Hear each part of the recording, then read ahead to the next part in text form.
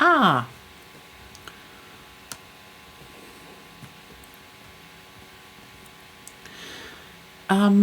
Hello. Oh yeah, now it should be. Wonderful. Wonderful.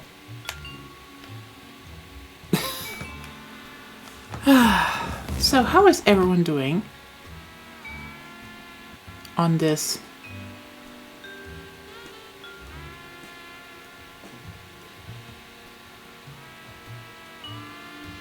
evening? And yeah, hello. So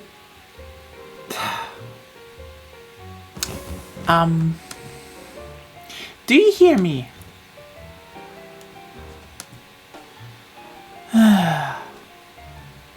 It's happening again.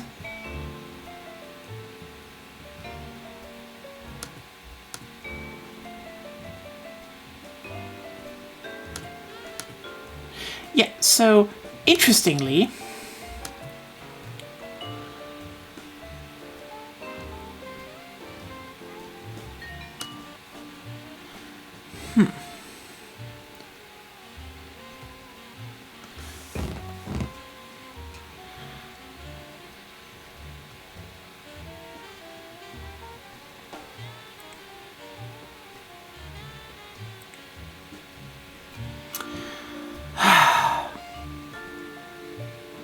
hello Shadow Clone, hello everyone. Do you hear game audio?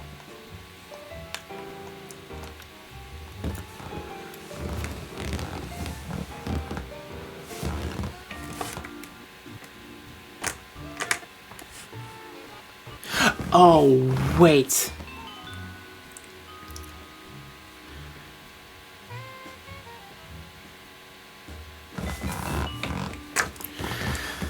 I have a very dumb feeling that...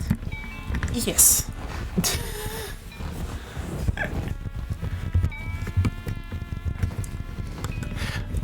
My audio was just going over a completely different exit, and I do not want to change that now, so who cares? I'm hearing everything now.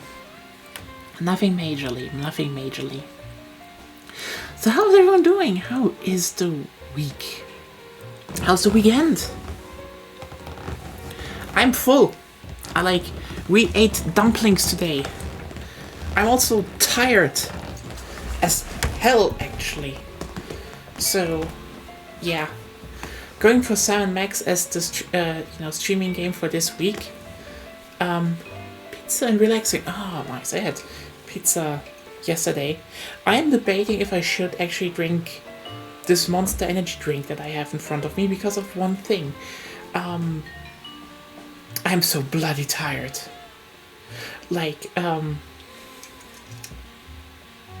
Basically, if everyone wonders why I'm a PNG who's new, I'm not a full VTuber. That is simply because I'm currently visiting my parents. Yes, even in Eldritch, which has parents, we all have to materialize ourselves in this world somehow, and that is just like the most efficient way without disintegrating into a weird blob. I've seen people try otherwise. Stupid idea. Make yourself a flesh form. So, with that comes, a certain emotional attachment to the fleshgivers. So, currently helping them renovate. And it's a whole lot of work, I tell you that. So we had, yesterday, we literally stripped carpet floor. And today was drilling the flesh givers. Yeah, welcome to the Nier Deep Lore. Everyone who's like, oh, what is Nier doing on a Friday fucking evening except probably killing her heart with fucking Monster Energy?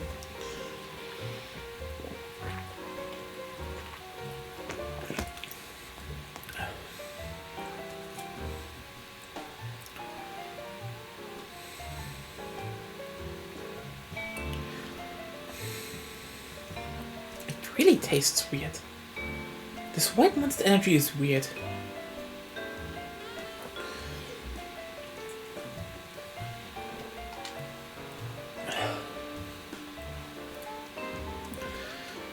And yeah, we drilled holes into the concrete to lay cables. And let me tell you, it was work. And I was dusted with concrete. I am so tired.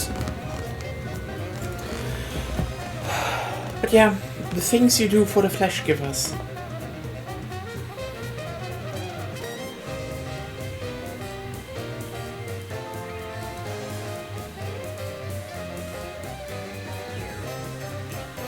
Otherwise, I have this weird thing that happens lately, that I'm actually looking at, the German version of Craigslist, and someone literally in the vicinity here is like, oh yeah, we're selling a Wii U with games, and they've been going down, down, and down in price ever, since I saw it, and they're like, and it's gone.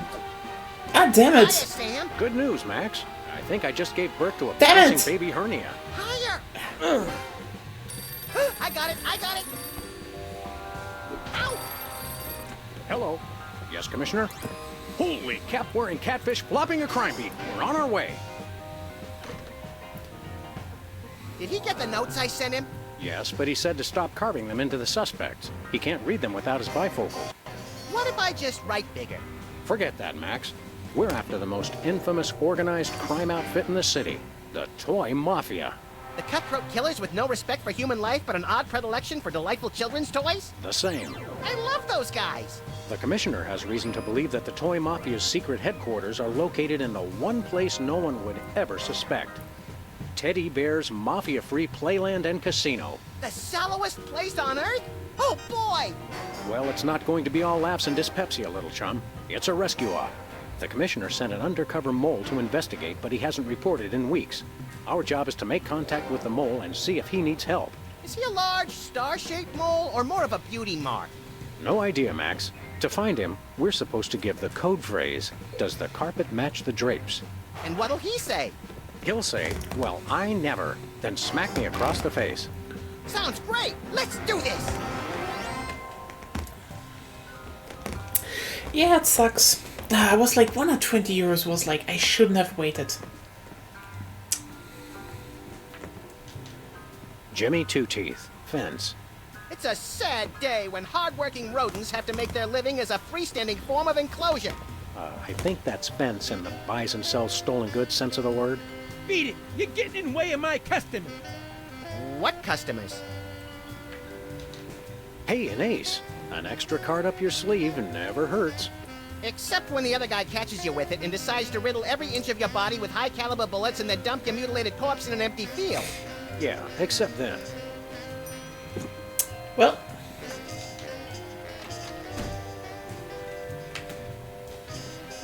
This charred pile of scrap serves as a touching reminder of the fun we had at WARP-TV. I've determined that whether for food or for sport, I just really enjoy frying things. Ah, Brady Culture's hair. It makes for an unwieldy but oh-so-enchanting memento of our first case in a long while. He howled like a sick wallaby when I shaved it off him. Good times. ah yes, very normal. Very normal rabbit.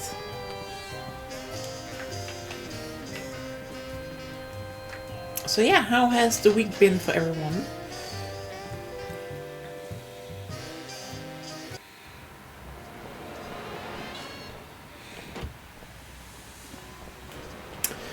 And I guess we will see what, we should all be more like Max. Yeah. Let's see what changed this time. It would also be a way more chaotic, a way more chaotic place. Hello, Sam. Hello, Max. Hey, it's our favorite short attention span careerist.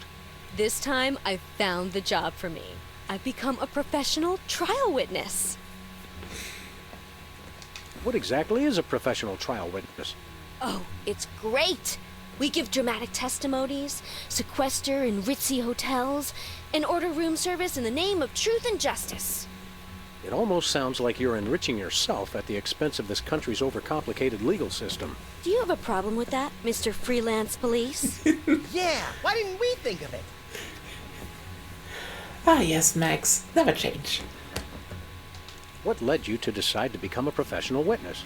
Publishing the Alien Love Triangle Times taught me a lot about the truth, you know? The truth is far out there? Exactly. And then one day I got called for jury duty, and the rest is history. What's your next career gonna be? Oh, there is no next career. I'm sticking with trial witnessing for good. No, seriously. Any ideas about your next cockamamie profession? I resent that. Do you have your first case yet? No, but I'm waiting for a call from the district attorney. He says he's got something I'd be perfect for. You don't feel uncomfortable getting a case first and then being a witness for it? Not at all. You see, the problem with most trials is that crimes are witnessed by someone who's unprepared for what's going to happen, or who doesn't have sufficient training or skills to accurately remember or relate what happened. With my background and widely varied skill set, I'm perfect. That makes sense. Should I be afraid? Probably. Does the carpet match the drapes? Interior decorating was like 8 months ago. I'm a trial witness now. We'll be back, Sybil. Bye, boys. Keep one eye on the truth. Well, that's Sybil's thing now. I guess we will have... I mean, we are dealing with the toy mafia, so I guess... You know... And since I always say this is like a very nice bite-sized adventure game, and I always say in adventure games, check everything. What's Bosco up this time?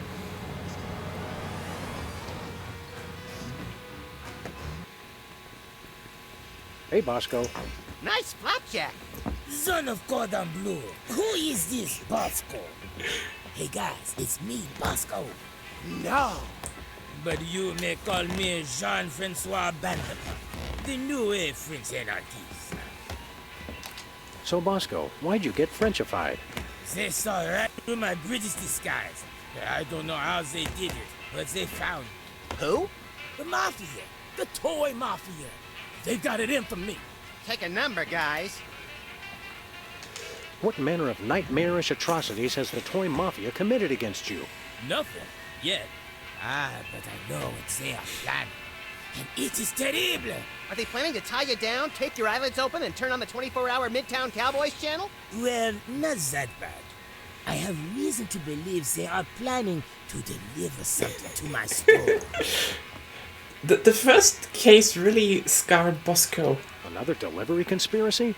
What could a band of ruthless toymongers possibly want to put in here? I don't know. But it is no matter. They will never be able to deliver anything to my store. Well, my name is not Jean-Francois Bandepart. But your name's not Jean-Francois. Shh, they don't know that. What's keeping the toy mafia from making a delivery? Well, for one, I am watching always. They will never sneak past me. Yeah, just like Whizzer couldn't sneak past you. And two, even if they do get past me, I got a fail-safe. It's the greatest invention the world has seen since B-Tags. I call it the Bosco Tech Anti-Delivery System. What's the acronym for that? Also B-Tags. It is a B-Tags Part 2. How does BTAD's Part 2 work? First is the anti-delivery camera. It keeps a massive photo recognition database of every inconvenient item I store. How completely impractical. If anything is placed in the stores that the anti-delivery camera does not recognize, it is put out on the streets. Vive la France! Well, good to Buy know. something. Oui, monsieur. What do you got? Oh la la! Behind the counter, I have the latest in Bosco Tech innovation. A device, non-parallel chocolate. Is that good? This I call a miniature listening device. It can fit in any cravat, under any chapeau. What's it do? It listens. You can use it to hear secret conversations, no? No. I mean, yes. Okay, Bosco. We'll take that miniature listening device. The price is $10 million. 10 million? Wait, is that 10 million in crazy fake French dollars or 10 million in regular dollars? Regular dollar. The market is bearish on crazy fake French dollar. Hey, Zep. Well, it's Nothing for us Bosco's right newest. Good. I mean, okay, it's not Bosco. It's a French anarchist. I don't See you know. later, Bosco. I know not this Bosco of whom you speak, but if I see him, I shall bid him au reservoir. But yeah, if you missed the last episode, he's been British. So this is one of those shticks I kind of laugh about them, because like, again, Bosco and Sybil will change all the time. Like, Sybil she has a new career every episode, and Bosco is every episode still on a run and paranoid, and someone is out to get him. So yeah, Where are we this time going, it's the Sam? Toy Mafia. And we're going to the Toy Mafia headquarters. Teddy Bear's mafia-free playland and casino. Goody! So yeah, we'll probably do 2 episodes again, so you can play, like... You can place your bet what Bosco is in the next episode.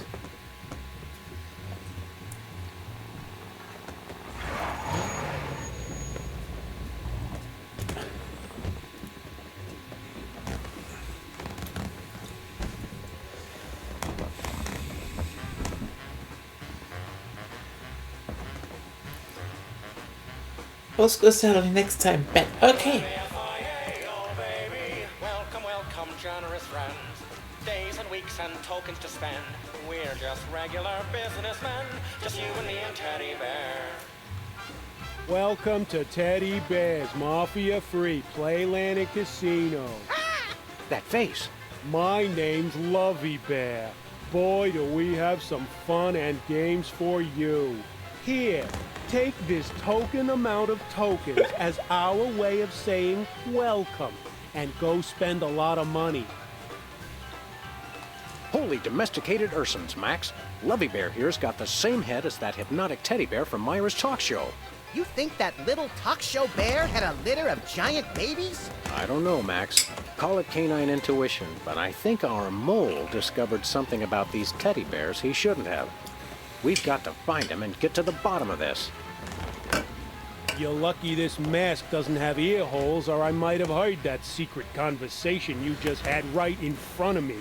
What? Sorry, I wasn't listening. Well, we have one bet for Bosco being Italian, and yeah, there's a song. You give tokens to first-time customers? That's right. Go on, enjoy. Live a little. It just seems like bad business sense. Okay, tell you what. 13 hours from now, when you're trying to pawn your little friend here to pay off the vig, we can talk then about bad business sense. Okay, we'll come back then. Oh well. I hear you have a mole problem? Hey, it's a genetic condition. You should have seen my father's back. Holy cow, I'm actually being too subtle. First time that's ever happened. Maybe I should just stick to the code phrase. Does the carpet match the drapes? If Don Ted E. Bear says so, they do. Dawn, Teddy Bear? I thought this place was mafia-free. That's right, kiddies. 100% mafia free. No mafia anywheres. Come on, True. Thanks, Lovey Bear. Enjoy. And remember, if you're not losing, we're not winning.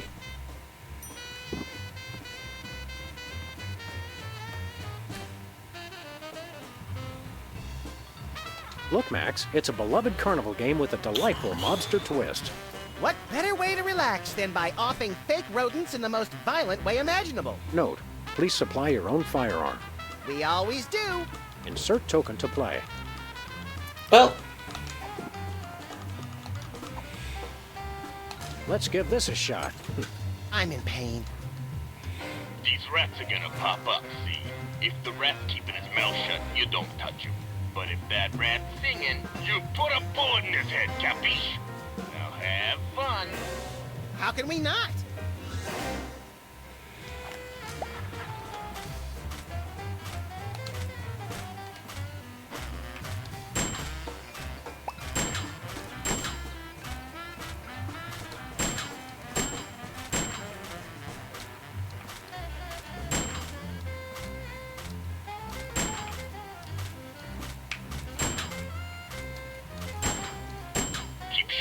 that, and you'll never make it in the Mafia. Not that there's any Mafia here. Oh, we came up empty. That's okay. It's like Mom used to say, blowing away rats is its own reward. A wise woman. Well, I guess we are going to hit that again. That was definitely easier Let's when play again. I had the mouse.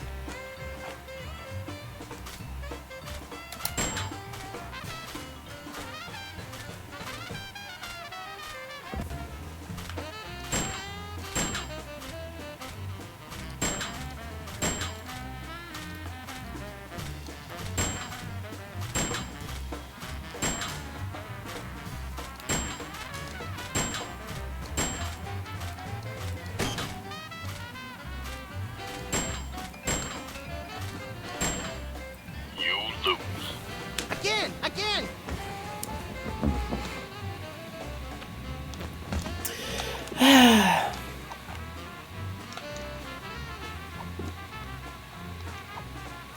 Let's play again.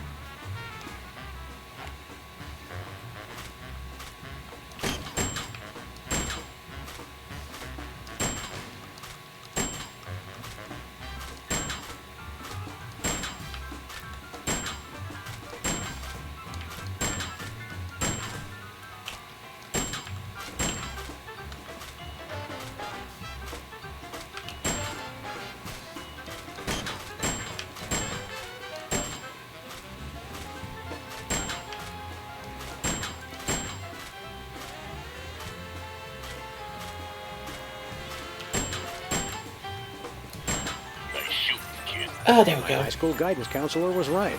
I should have become a Mafia hitman. Look, there's the prize!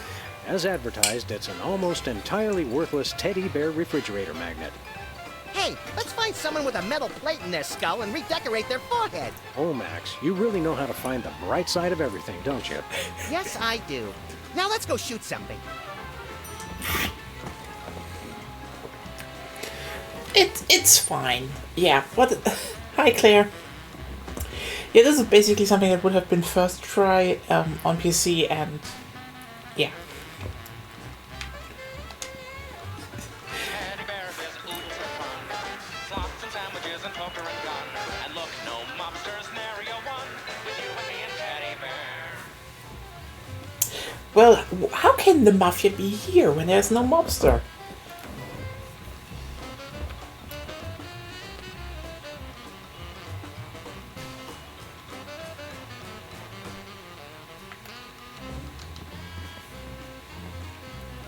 But how are you all doing? Bearhead wearing card dealer? Hello, I'm Cuddly Bear. Wanna play cards?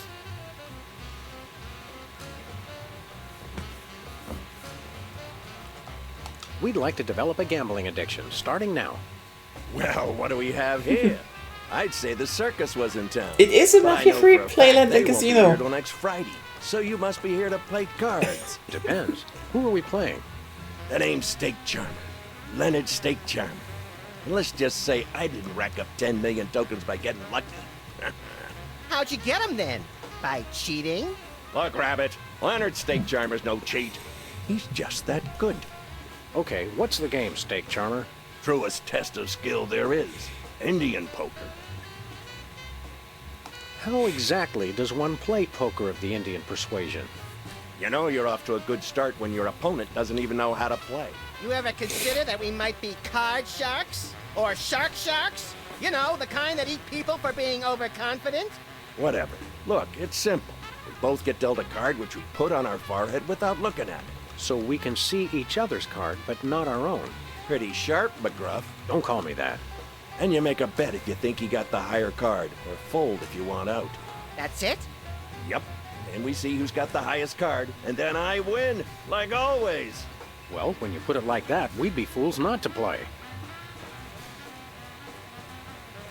The Mafia wouldn't lie after... Yeah, Claire, you're right. It's the Mafia. They're trustworthy. No. It's just a group of really nice people. We'd like to try our hand at a hand of Indian poker. You won't regret this, Hound. By which I mean, I won't regret this. Oh, and try any funny stuff with your partner and I'll shoot you both. That seems fair. Ah.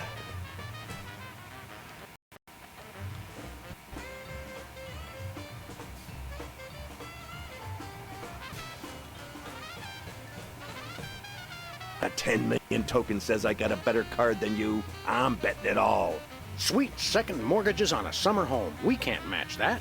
Yeah, they're on the sandwich shops and I'm feeling like, so confident. don't you I'll want give the you 10 million pastrami to 1 sandwich? eye. Then you trust the Just mafia. bet 1 token and you could win the whole pot. Those are mighty good odds. No, they ain't, deputy dog, because I never lose. So, you in or out? Sure, we'll bet a token. Sorry, Rover. You lose. Steak Charmer wins. Mama was wrong. Gambling does pay. I'd say better luck next time, but it'll take more than luck to beat me. Yeah, it'd take a sturdy oaken staff to really do the job.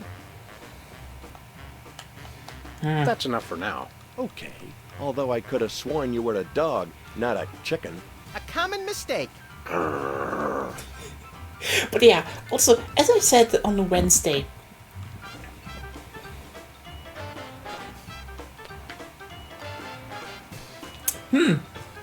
that's a shiny clone nose. I bet it wouldn't harm if we, you know...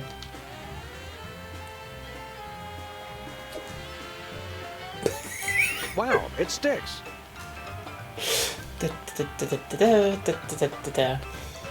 Anyway, as I said, Hello, cuddly bear. Wanna play cards? I think these were like actually peak Telltale because they're just written so unhinged. We want to play cards. Back for a little more public humiliation? Just a little more. Seriously, this is just so well written. Like, yeah, you have your own absurd logic and you need to... But they give you so clear signs. They have such a good visual telling. Deal. All right.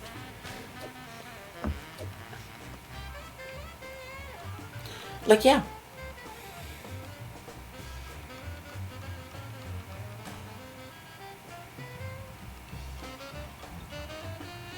I'm betting all 10 million, and you only gotta bet 1. So, you in or out? It's like, yeah, you can say what you want about, you know, I don't want to shit on the Walking Dead series because that was actually, it was well written, it was good, and I know why people like it, but I think it's harder to write actually funny, absurdist comedy. And let's just be real here. I think Telltale managed to make the best LucasArts games, like classic LucasArts games, in terms of writing, than LucasArts to a degree. Like, these actually feel as if Tim Schafer and Ron Gilbert were still working together. Sure, we'll And bet it's a like, token. yeah, they're amazing. Sorry, Fido. You lose. The dog wins. What? You cheated me! What are you talking about, Leonard? How did we cheat? You... Pay up, Steak Charmer. Mama, why weren't you watching over me? I'm ruined. Let's go, Max. Leonard and his dead mother need some alone time right now. Yeah, let's go see if we can play Whack the Rats 10 million times in a row without passing out. Yeah, it's like, I just hate it because they had this one license, they had amazing 3 seasons, and then they're Buffet like, closed for a semi-annual food change. Sorry, Max. Aw, A one-armed bandit. Insert token to play. you see that, Sam? It's a little play on the well-known colloquialism for slot machine. The fun just never stops at Teddy Bear's. yeah. Well, I think, there was way more juice in Sam and Max than any of the other games. Like, The Walking Dead, that was logically over Sweet one mother day. of bleary-eyed gambling addiction. We won. Yeah, we won, but there's no prize. You gotta hand it to Teddy Bear. He really puts the bandit in one-armed bandit. Hold it. What's the password? You may enter. Du-du-du-du.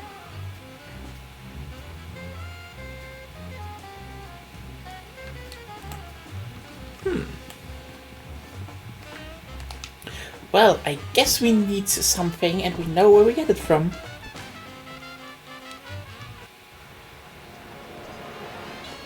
Yeah, that's like, again, The Walking Dead is like probably at some point just, while 7 Max, you can just make up the weirdest like, it's just weird, and you can just make up stuff, and it's like, yeah, cool. Bonjour. And I mean, the whole shtick with Bosco and Civil Hey, changing Bosco. every episode, that's funny, You actually. want to buy something? Oui, oui, monsieur. Okay, Stinky Pants, here's your 10 million. By the sacred stench of St. Gainsbourg. These are not American dollars. No, but there are 10 million of them. Well, the prices of dead bears can be quite useful. I accept, and in return, I give you the miniature listening device. This is a bug. Precisement. Does this thing really work? Does this thing really work? That answer your question? Now listen up, maggots. I am a bug. Drop me in enemy territory and I will get all the information you need. You just make sure to pick me up again, and I will repeat every word. Every word! We'll be putting you in some situations that could be a mite precarious. Think you can handle it? I was in Nam, boy! You don't want to know what I've been through. They slaughtered ladybugs. Ladybugs! And that's not all. I seen them kill larvae. Larvae! So yeah, I think I can handle it. Now I need some shut-eye before the mission. Put me in your pocket. In your pocket! Move, maggot! Sir, yes, sir. Like, yeah, it's a literal bug. Like, you don't have. It's the thing. This is why I love this. They're bite-sized, but also this is why, you have certain things that repeat, okay? And it's like, and if you have devices that he does in the first game, it's like, I have, it's like, I have a a chemical grenade launcher. And it's like, you spray onions on people. And the second one is a voice modulator. And it's just helium. And you're like, oh, what's the listening device? And it's just a fucking bug. Where are we going, Sam? Teddy Bear's Mafia-Free Playland and Casino. Goody! Good lord, I really need to play Tales from the Borderlands. I heard such good things about it. But like, then they never got the same people to do Tales from the Borderlands, new Tales from the Borderlands. It's like, ugh. Hey, Pikuzi, welcome to the chat, welcome to the Teddy budget Bear's stream. Mafia-Free Playland and Casino. Step right up, kiddies. We got fun and games. We're playing some bits for 7 Max because I'm tired as shit from working. And yeah, organic listening device.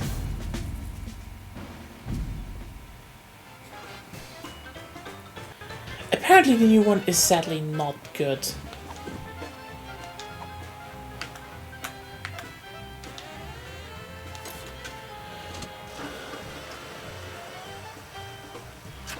You're on fire. Still no prize.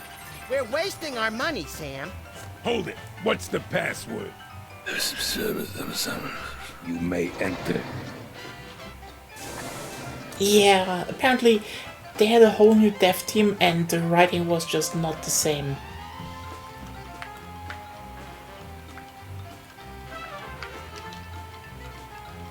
Did you get it all? Yeah, I got it. Now listen up. Here's what they said. Hold it. What's the password?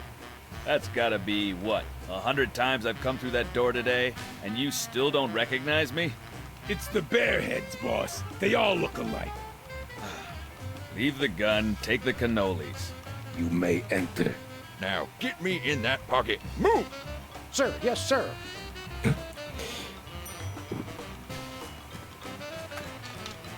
Hold it, mug. Not Mugs, Max. I don't care if it's Teddy Ruxpin. No one gets in without a password. Oh, right. That would be what again? Why don't you tell me? Leave the gun, take the cannolis. You may enter.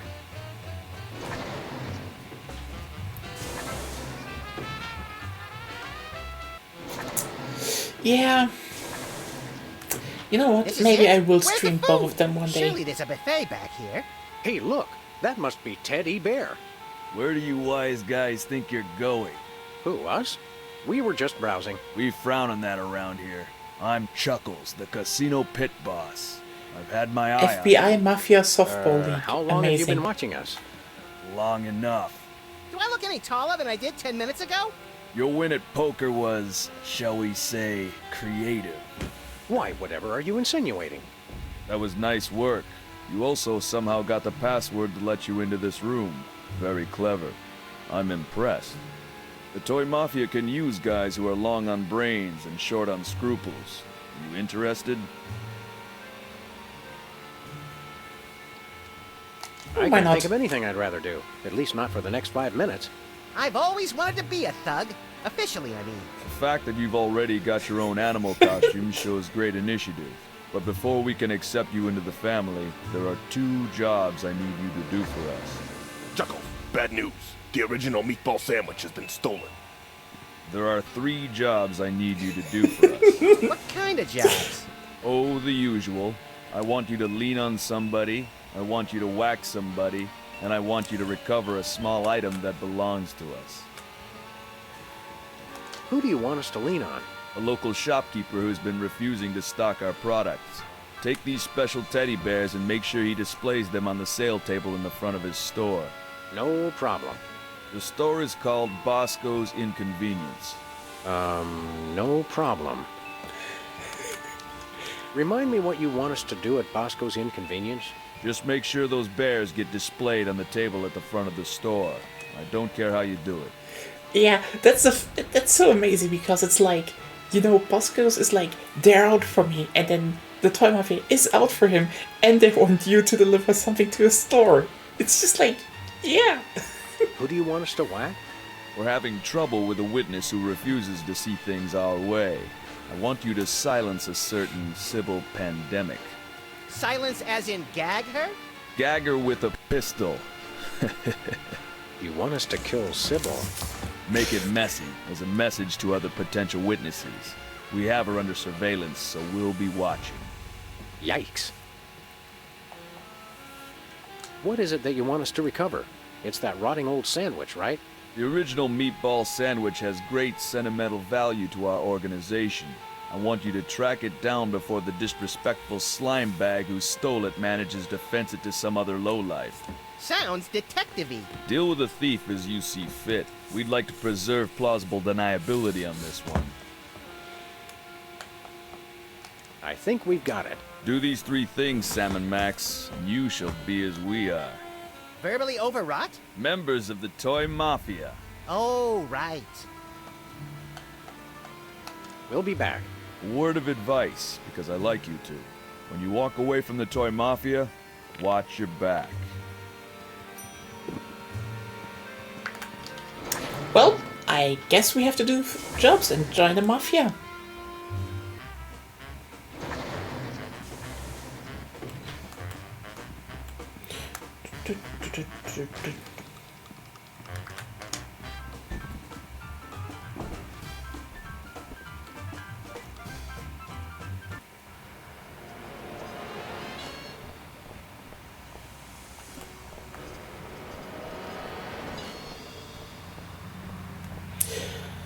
I mean, obviously we're probably not going to kill Sybil.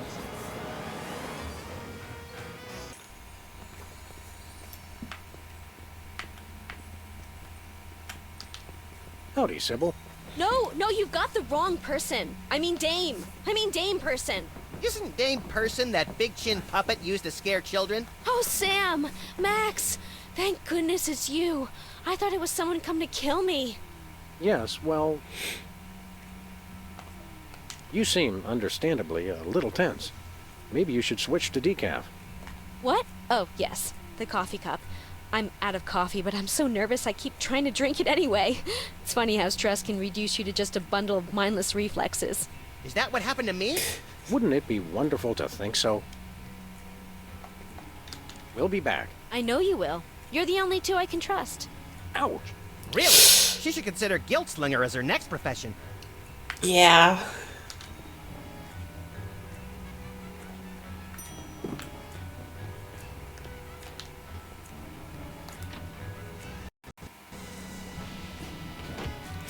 I mean, she doesn't know we are out to kill her, so, you know. Professional witness. I mean, on the other hand, where would someone go with a, you know, worthy meatball sandwich?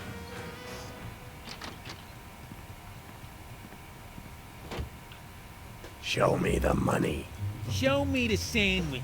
Show me the money. You show me the sandwich, I'll show you the money. I will, I tell you. Just show me the money.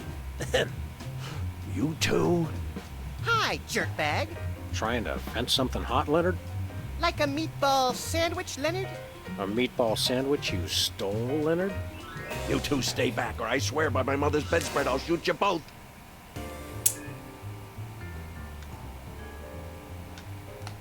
Now, let's be reasonable, Leonard. We'll say the three of us got the sandwich back. Maybe the Toy Mafia will give you a reward.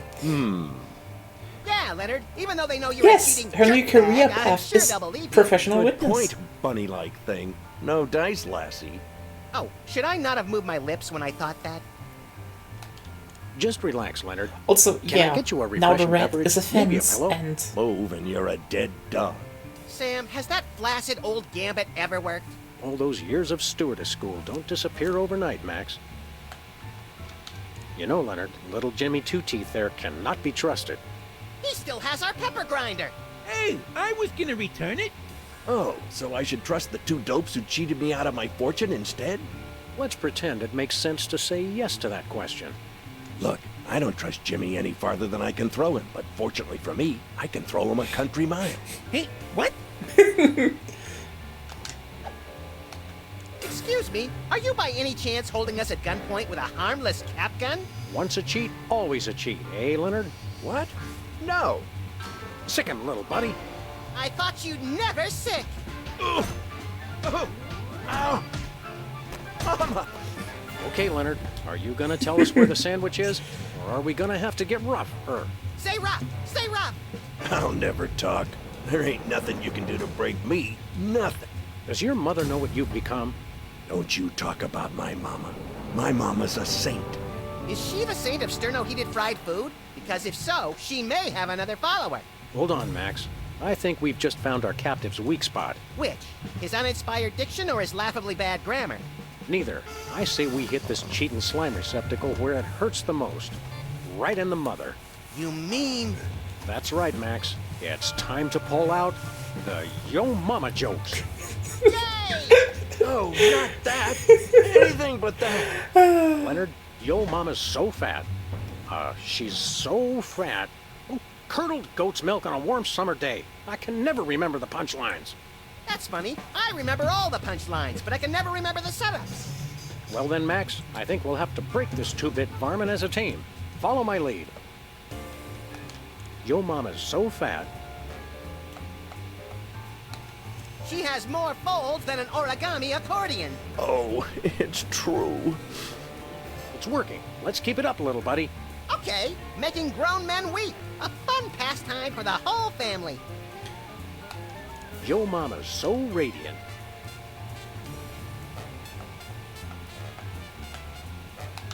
If she fell in nuclear waste, no one would notice. Oh, it hurts. It hurts. Yes, we're definitely making a dent now. Let's keep it up, little buddy. Okay. Yo Mama's so thrifty. She brings coupons to the penny arcade. Oh, Mama, make it stop. He's getting closer to breaking. Let's keep it up, little buddy. Yeah. Yo Mama's so perky. The only time she's low is at a limbo contest. Stop! Please, stop! This can all be over if you'll just tell us where the sandwich is. No. Let's hit him one more time, Sam. Yo Mama's so vulgar. Her mouth would make a longshoreman blush. Okay, okay. I'll tell you where the sandwich is. Just leave my mama alone. Yeah, he is getting rid of. We would never do anything to dishonor your dead mother. He never even took the sandwich out of the casino. Hid it in the prize slot of the one-armed bandit, and then took the one arm so no one could win it. Which brings us to the next question. Where's the arm? I got it right here. Thanks, jerkbag. How did we not notice that before? I was too busy taking his cap gun to notice that extra arm. We'd best get back to the casino and win back that sandwich. See you around, sucker. Wait, aren't you gonna untie me? Hello? Guys? Jimmy? Anybody?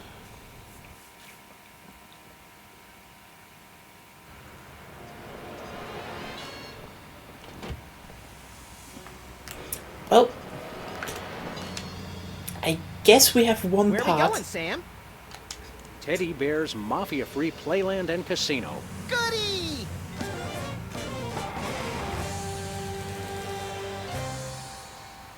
His mama can untie him. Yeah. That's the thing.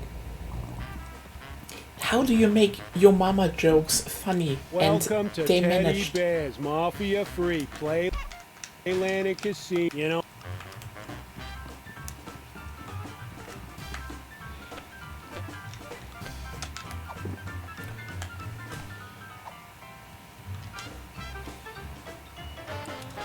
Presto, an unarmed bandit no longer.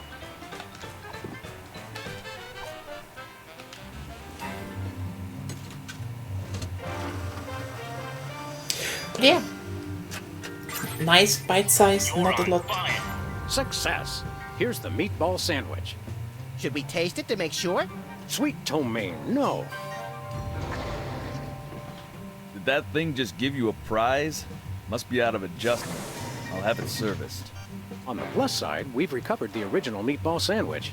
And what a pungent piece of sculpture it is. I'm surprised we couldn't smell it from downtown. Let me see that. Yes, that's definitely the sandwich. Teddy Bear will be very pleased. Is he hungry? Generally, yes. Hey, Sam, are we mafiosi yet? Not yet. Our journey to the dark side has just begun.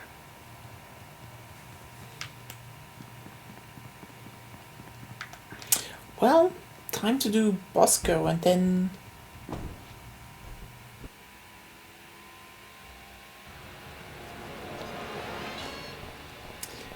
I tell you. Because, you know, they are watching her, so we do have to offer, and yeah, there's the Toy Mafia.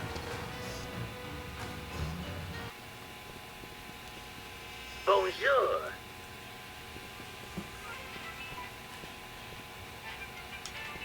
What do we have here? Organ Trader? Self-Loathing Weekly? Hot Bunny? Ooh, let me see that. Hot Bunny? No, Self-Loathing Weekly. Hey, Bosco. Look outside. It's the Toy Mafia. What? Where? You are right. It is a toy mafioso pretending to read the newspaper. You will not sneak past me. Oh no. The price of paranoia is eternal vigilance. What if his toy mafia disguise is just a disguise? I gotta see what he's reading. Nothing like a gaggle of security cameras pointed at a guy to make him feel at home. I'm comfortable with it because I'm uncommonly photogenic.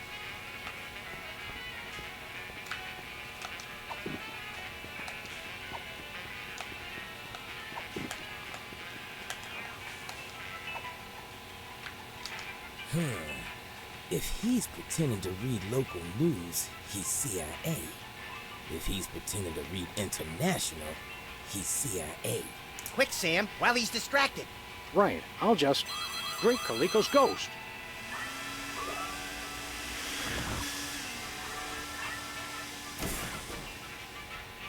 I'll get it. Thanks, little buddy. Comics. He may just be Illuminati. When Bosco gets distracted, he really gets distracted. Damn, so it just sucks shit out of the store. Would be kinda bad if someone stuck something onto the metal camera. He's pretending to do the word jumble. He's with the Knights of Malta. Special delivery.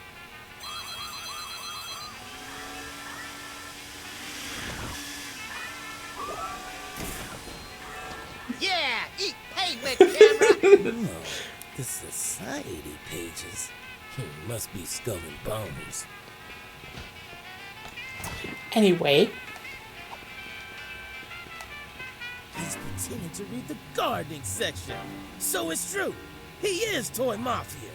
I hope we don't lose Bosco's friendship over Well. this. Me neither. He's my second favorite delusional paranoid. Aww. Oh no. Oh no. He's coming in. We're done for.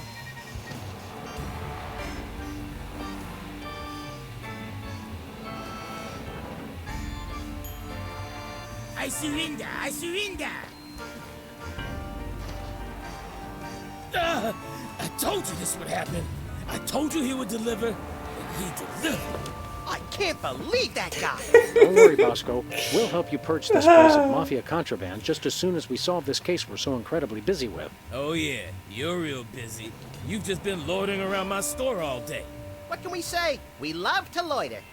So now we get to be toy mobsters, right? Well, there's still that little matter of rubbing out our close friend Sybil. Oh, right. It's so easy to forget these things.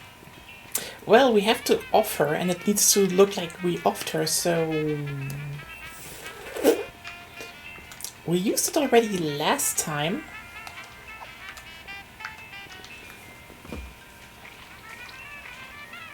Could I get a grande ketchup macchiato with extra foam? You crack me up, little buddy.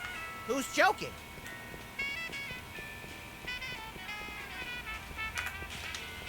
Hey, wait a second. Why didn't B-Tad's part do work? My camera! Oh, no, no, no!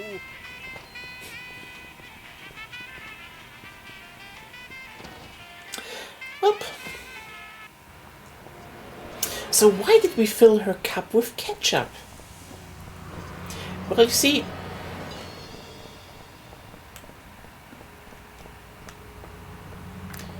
As usual, you solve most problems with a gun.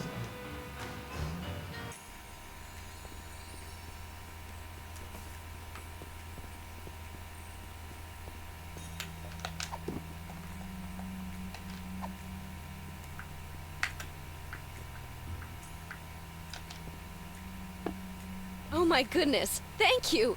I'd lose my head if it wasn't attached. That's never stopped me! Anyway, the cap gun is actually, like, yeah, it's a distraction. It's a red herring.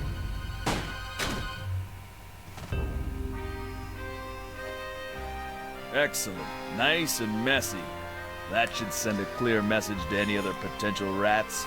I'm reminded of yesterday's dinner on all points. Hey, what happened to the picture? With all due respect, Don, who cares? Now that she's whacked, we don't need to keep watching her, do we? I suppose so. Give me a pretzel, Chuckles. These things always make me peckish. You're a real sociopath, Don Bear. I mean that as a compliment, naturally. Naturally.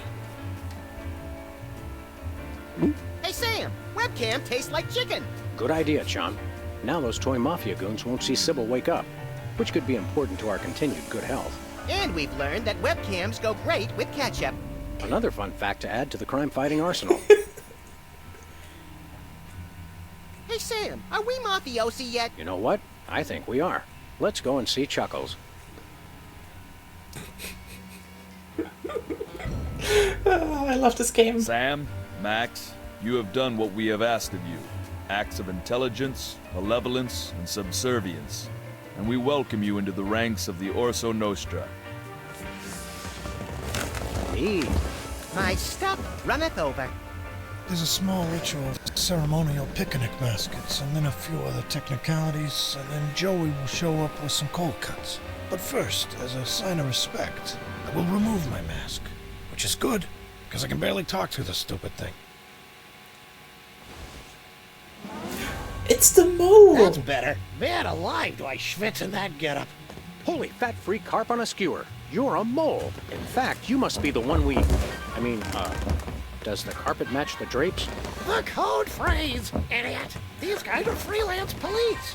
Apparently, they still haven't figured out that I've switched sides. He's right, Max. We still haven't realized that. Wait, get the with the mole turned traitor, presumably for the wealth and power that the toy mafia could offer, but what happened to the previous teddy bear? Or Ted E. Bears. For all we know, the original Teddy Bear choked on his own meatball sandwich back in '65. Yes, good point. Should we run now? Perhaps so. Get them! Head for the car, little buddy.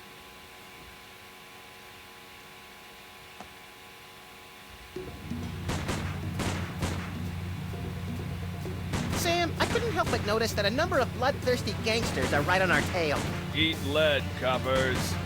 Yes, I saw that. What's worse, they've got those new bulletproof tires from Crime Mart. Only modern technology gone horribly, horribly awry. Well, Pull over! Oh wait, forgot we were the ones being chased. Never mind! You're dead. I guess we have to do it the old-fashioned way. But you know, let me put it like this, the Lean S. Kennedy way from that one movie, if you remember it.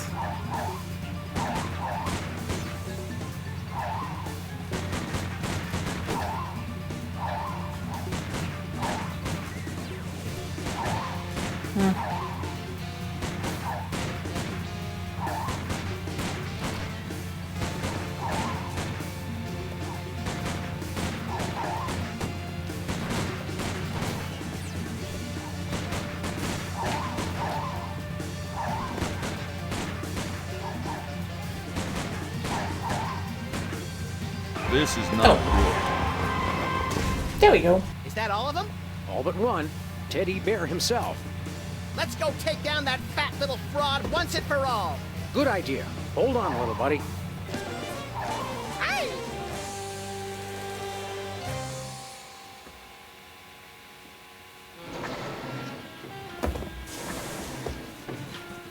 Hey, the dawn is gone. Well, now's our chance to find out just what that traitorous mole bear is planning. You know, without that menacing mumble, he doesn't seem capable of planning brunch, much less a dastardly master plan. Agreed. But in my experience, there's always something interesting behind any door that says, "Do not enter under pain of death." Well, I guess we just go in there.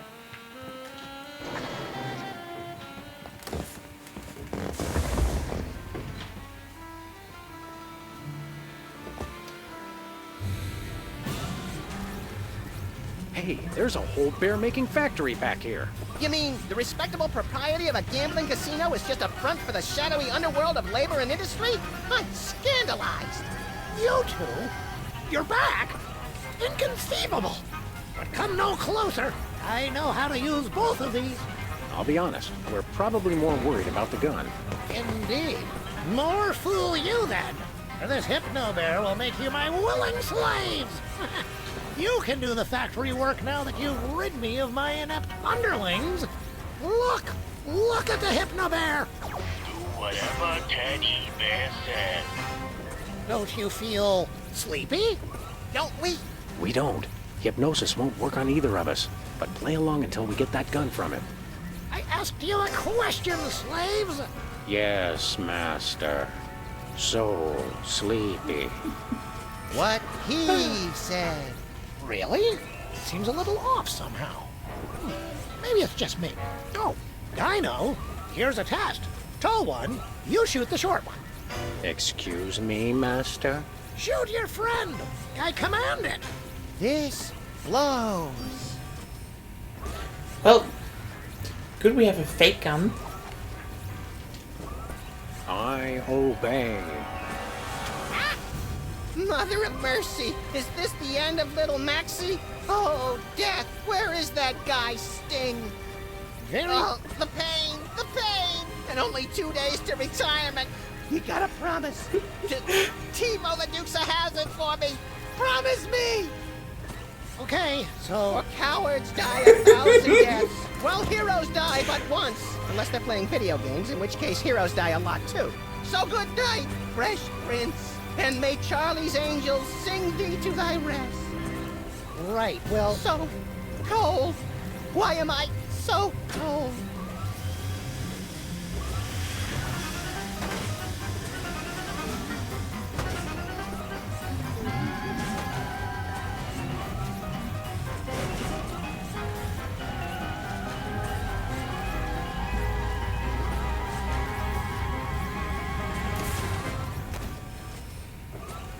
Holy flashback to you. Yes. Okay. Good job, Slave. Just about ready to have you shoot him again. Yes, Master. Now, Slave, you run the factory while I read the paper. Just get the Hypnobears sorted for delivery. You can take them around later. Yes, Master. Good, good. Now I'm off to see what wry observation Fred Massett has for us today. Max, you keep playing dead. I'll figure out some way to bring Teddy Bear and his factory to their respective knees. I can't hear you. I'm dead. Best answer.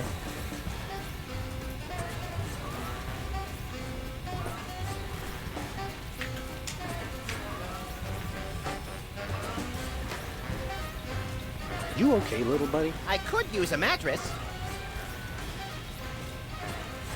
I know I've got a protective device in my hat, but did we ever figure out why you can't be hypnotized? It's a mystery, Sam. I attribute it to my superior intellect. Do you have a runner-up theory? I've lost so many Q-tips in my ears that they prevent me from hearing the subsonic ranges used in hypnotic suggestions? It's really a toss-up as to which theory's more implausible. Yep. I wish we could use those Hypnobears ourselves. Sam, nothing's stopping you. The world's your slimy, malodorous oyster. You know, Max, you're right. Boy, some slimy, malodorous oysters would go great right about now.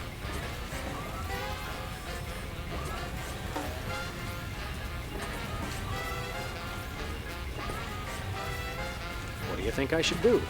Take out Teddy Bear, and while you're at it, this bear-making machine. Maybe the whole factory. Even dead, you don't lack for ambition, Max. Stay put. By the way, I'm glad you're not dead. Me too. If being dead is half as boring as pretending to be dead, I'm never gonna do it. You know what? That makes sense. Anybody got a screw loose?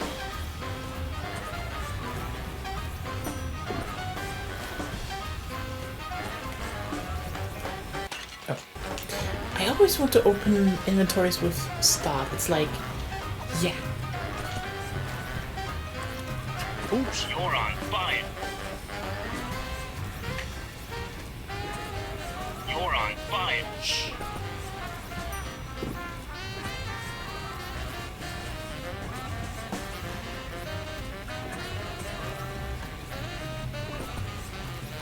I think these are the voice gizmos for the insidious hypnotic bears.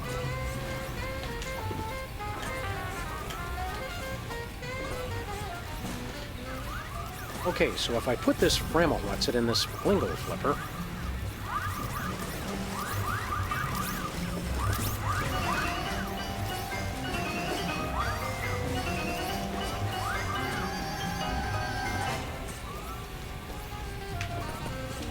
I told you, it's a very, very tight adventure game. You're on fire. Aw, isn't that cute? I mean, it's gonna be kinda horrible if you think about it. Anyway. I know she's married now, but that Kathy is still smoking hot. Oh, Master. What is it now, slave? You're on fire. I'm on fire! Help! Help! I'm on fire! I'm on fire!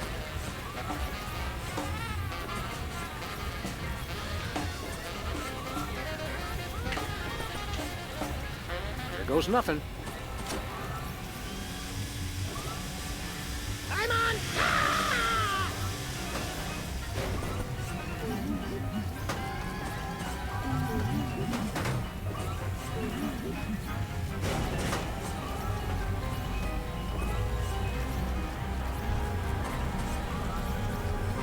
Nice work, Sam. Thanks, pal. I don't think that mole is as svelte as yours truly, though. In fact, look. And they all teased Little that. help? I can't tell if it's comical or life-threatening. Who says they have to be mutually exclusive? I forget. Which color means I can't take my bath and body scrub with me? That one, run!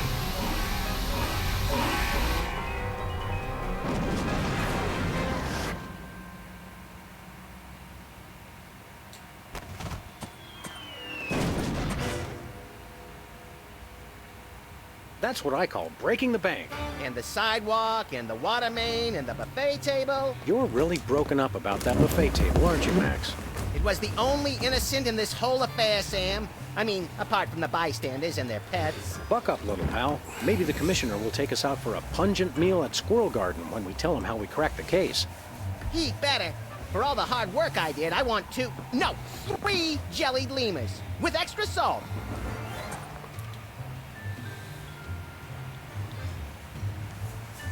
Well.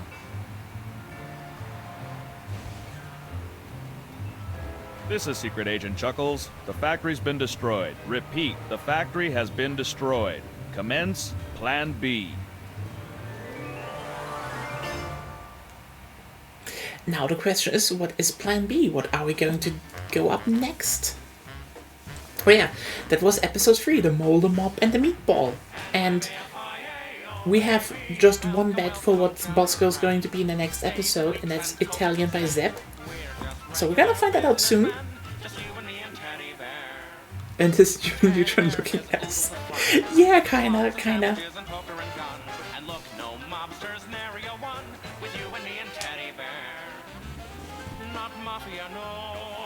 But yeah, this is why I say, like, I played through, the first episode. I like it, and I liked it back then. I still like it now, because like with every episode, I think the writing also improves because it builds up upon the previous episode, and it's also like it just gets increasingly darker, and that's great.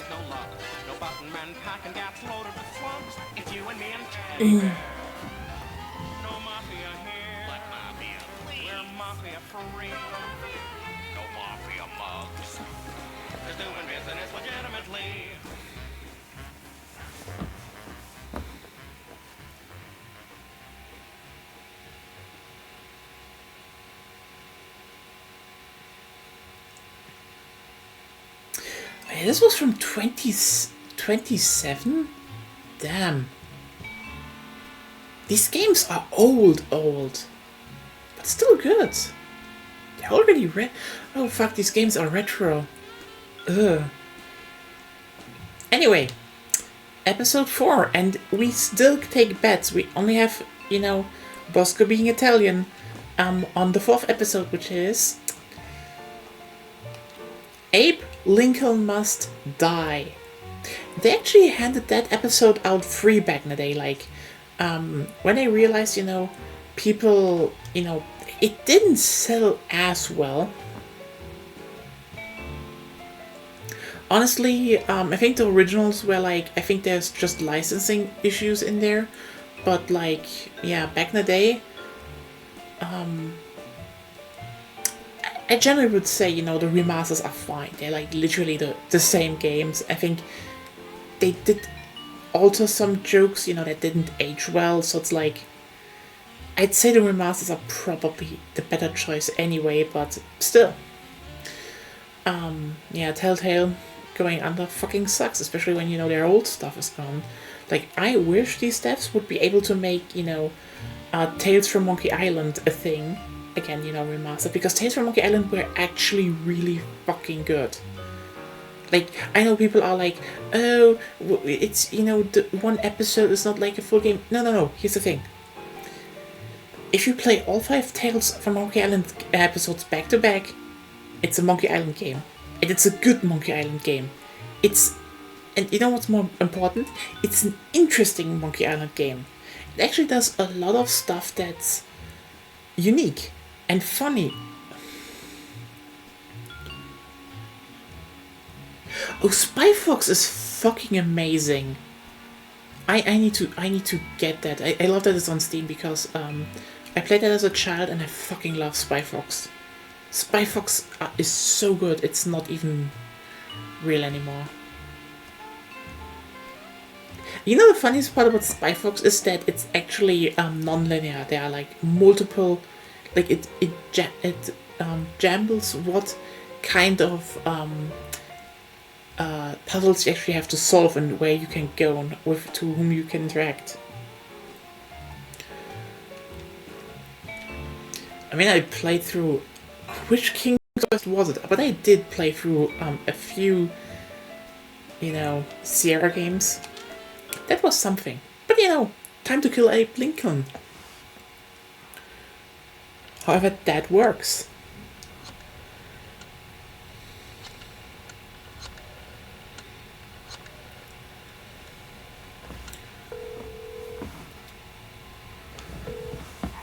I am reborn.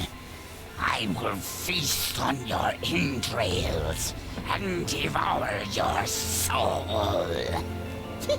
You know, Max, sneaking the bug into that exorcism was an uncharacteristic stroke of genius. Demonic possession is the gift that keeps on giving. What? Oh, Commissioner.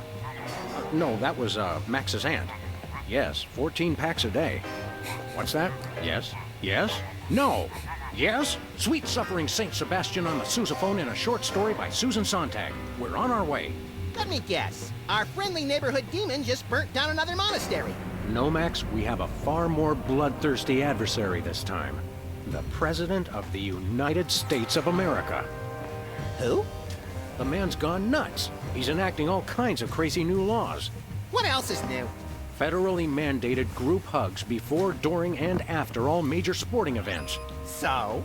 He's curtailing civil liberties, threatening the environment. Hey, that makes 3 of us.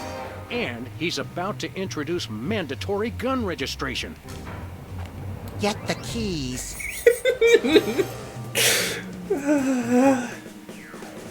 I fucking love this episode. Yes, it was free. Yes, I replayed it so many times just because the writing was so good, actually. It's the most American problem. It's like, what's so bad? Gun registration. Like, you're playing Sam Max, and most of your puzzles are solved by a fucking gun. Like, duh.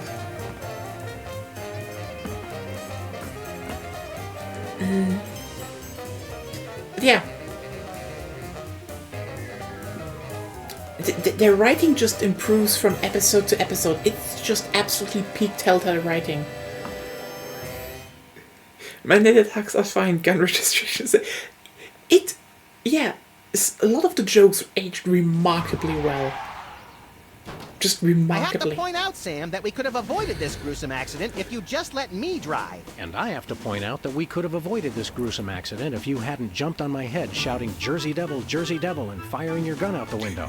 I swear that woman was a dead ringer for him. Well, here we are, standing in an open field west of the White House. Let's go bring the hammer down on that so-called commander-in-chief. Hey, my missing boxing glove. It's always in the last place you look. Like, here's the thing. They can make so many adventure game gags because it's like, you had it in the, in the beginning, it's like, why is it here? Because in the last place you always look. Jimmy? Oh, great. What are you guys doing here? Oh, just saving the world. What are you doing here? I happen to take my vacations at the White House, and I needed a little R&R. Speaking of which, beat it.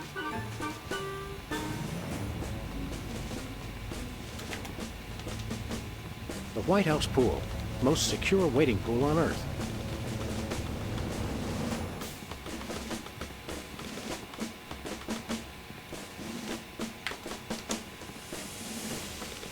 Step aside, buddy. Freelance police.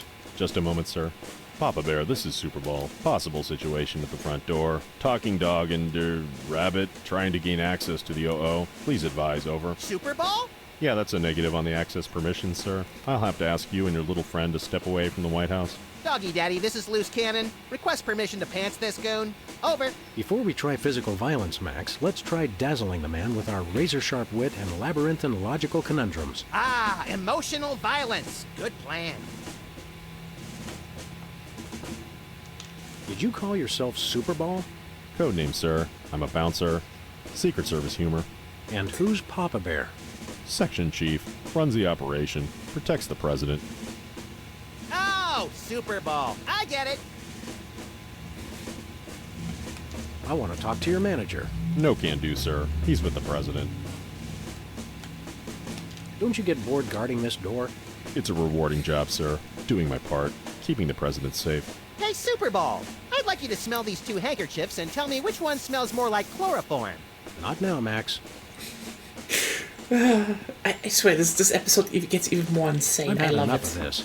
Papa Bear, this is Super Ball. Perp's exiting Zone 4 now. Seem disgruntled. Stay on the lookout. Over. Now can we push him down and beat him with sewage-filled garbage bags until he runs crying into the reflecting pool? Tempting, Max, but these Secret Service guys hold a grudge. There is a small mailbox here. It's one of those ornamental mailboxes that doesn't actually open. That's government efficiency for you.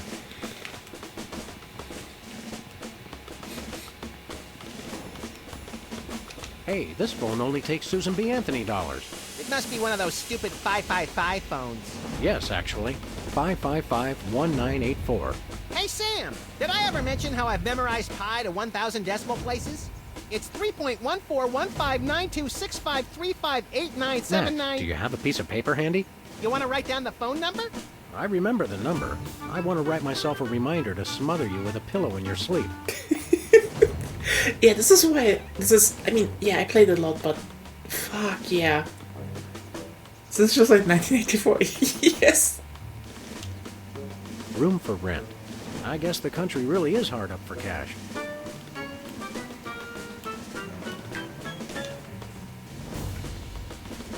Where are we going, Sam?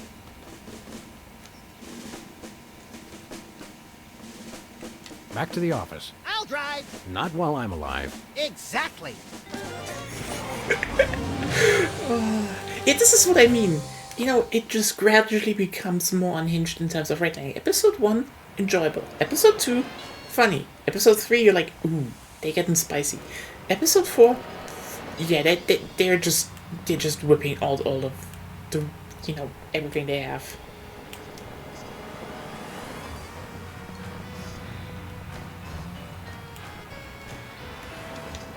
Spin the Bottle Championship is coming up. I like when they do the sudden death round with the Molotov cocktails. Give me all you got.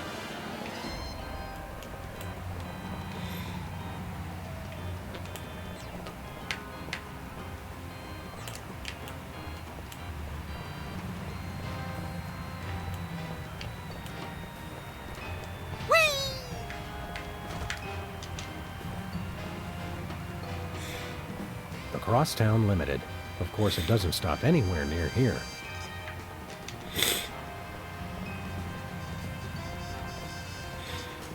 Give me all you got. It's the Army's new recruiting slogan. That's a lot better than their old one. What are you, chicken? Gonna cry now, baby? Apparently, there's no room in the military budget for quality adhesives.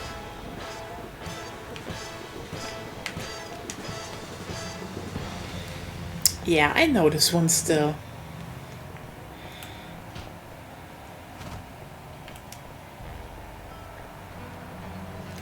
Hey, what is she now? You know, she was a, professional witness last time.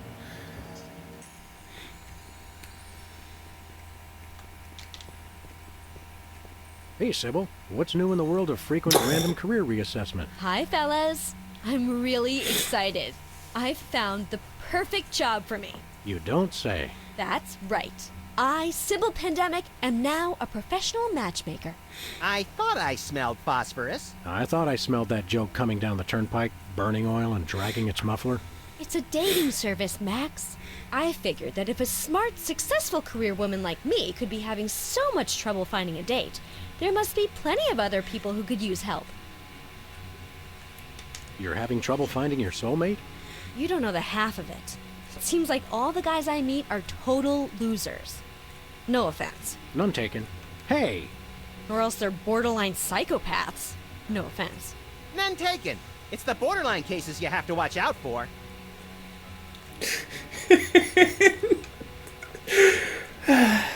What kind of man are you looking for? Older men.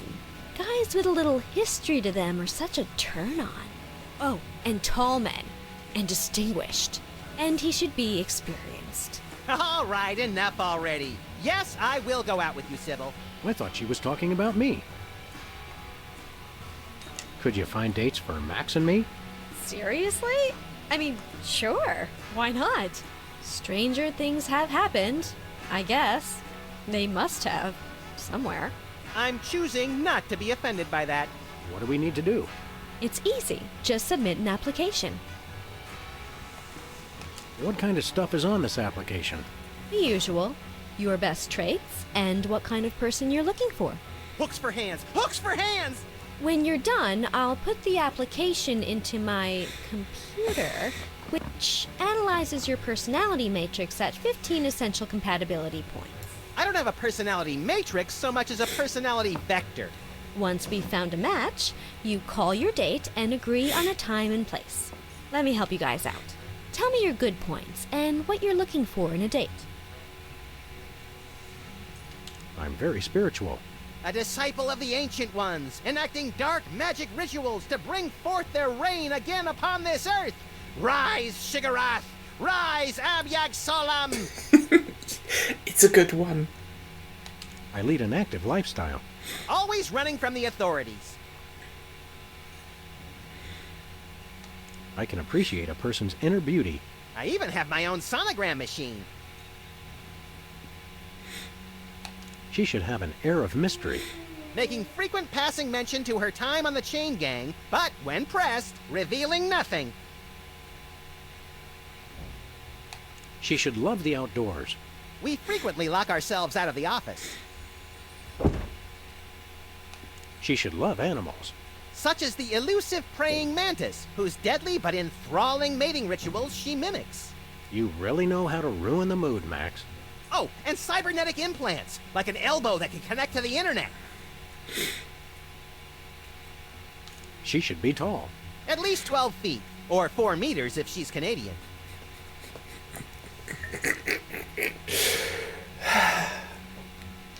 That's all I can think of. Oh, that's plenty. Now I'll just put your applications into the computer. And there it is. Max, it says your perfect match is... Cybernetic laser eyes. Oh, please, oh, please, oh, please. Well, that's interesting. It says your perfect match is Sam. Disturbing. And yet somehow not completely unexpected. And Sam, your ideal soulmate is... Wait for it. Max. Well, there goes another blow to the concept of a fair and just universe. Hey, Sam, what do you say we never ever speak of this again? Way ahead of you, little buddy. What's next on the career horizon? Next? This is it. What could be a better job than helping people find their perfect match? Volcano God. Good point. I'll stick to the dating business, though. See you around, Sybil. Anyway, so yeah, what's Bosco to this time? No, the Wii U has sold. It's gone. I just didn't do it, so yeah. Crying now for being just way too fucking poor, I suppose. But yeah. Where we talked to Hugh Bliss. Whoa, look, Max. It's our favorite cultish crackpot, Hugh Bliss. Hi, I'm Hugh Bliss. I want to buy something. Take my credit card. Put me on your mailing list. Anyone you want me to recruit? You're supposed to give the Stockholm Syndrome a few days to kick in, Max. Who has that kind of time? What's a big celebrity like you doing on our street, Hugh Bliss? Why, I'm spreading the great news about prismatology! The magic and science of unlocking the harmony of colors for a revolution in holistic personal and interpersonal well-being? Now translated into 15,000 different languages, including Esperanto. Hooray! Hooray! But yeah, I just need to have a better plan to get one, I suppose. Selling well? Selling? You can't put a price on imagination. You can't sell the wonder of a daydream or the laughter of a child. He's right. I've tried. But yeah, get your Bosco suggestions in. What is Bosco this time? Stay colorful. Dun dun dun dun dun dun dun dun.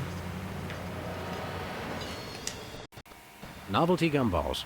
shaped just like the real thing, but made of inedible plastic. Fool your friends, annoy your grandparents. Everyone in the chat, get your suggestions in Zep said Italian. What's your bet?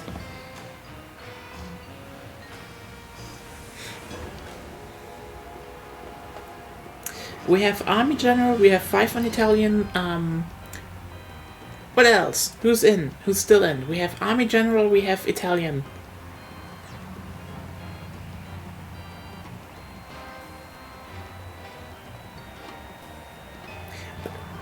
By the way, is the sound good? Is everything, you know, nice and hearable?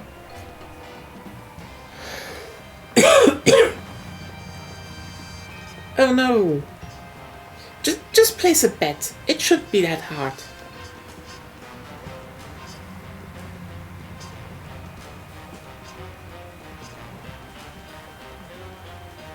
Okay, perfect. But yeah, I should have maybe just...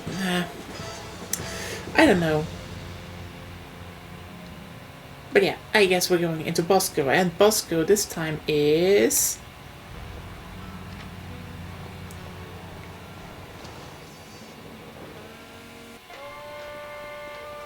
What's shaking, Bosco? Ah, greetings, comrades, dog, and rabbit.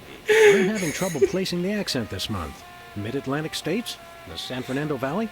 I get more of a vague Baltic vibe. Something in a light Czech pattern. Ha ha ha! Comrade Maximilian makes the funny joke. I am Vladimir Ilyevich Bosko-Vorsky, Russian proprietor of Workers' glorious warehouse of inconvenience, no? No. But now, I make new start in America, which I love. So, is no need to aiming sophisticated targeting equipment at me. What's with the Soviet bloc, Bosco? It's perfectly natural, Yes. comrades. I work with the American government in spirit of glasnost. They know. They know. Who knows what? The feds, man. Uncle Sam. The government's watching us all the time. So that's why I always feel an overbearing presence just out of my field of vision, watching and judging my every move. That's me, Max. This gag is so fucking good. Like, yeah, holy shit. It's like, yeah. Just him just looking in the fucking camera, just staring right at you. And it sounds just like, that's just me.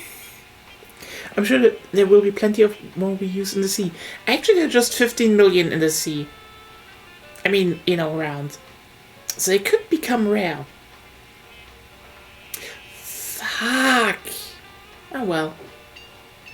Guess we are feds. We want to buy something. Ah, is evil, but necessary private enterprise. What do you got? Is most glorious invention, comrades. Is useful for, how you say, questioning. Questioning. Is truth serum. Makes easy even the most difficult, how do you say, interrogation. Interrogation. Truth serum? Is this another one of your half-baked, overpriced gimmicks, or does it actually work? Yeah, true. But they're still too, you know, Of inhibitions and they're still not cheap. how you say, And I wish I had like complete donut honest bucks lying around for Your one. accent sucks. Hey, it's already working. We'd like that truth serum, Comrade Boscovich. is good. Price is 867.5309 rubles. How much is that in real money?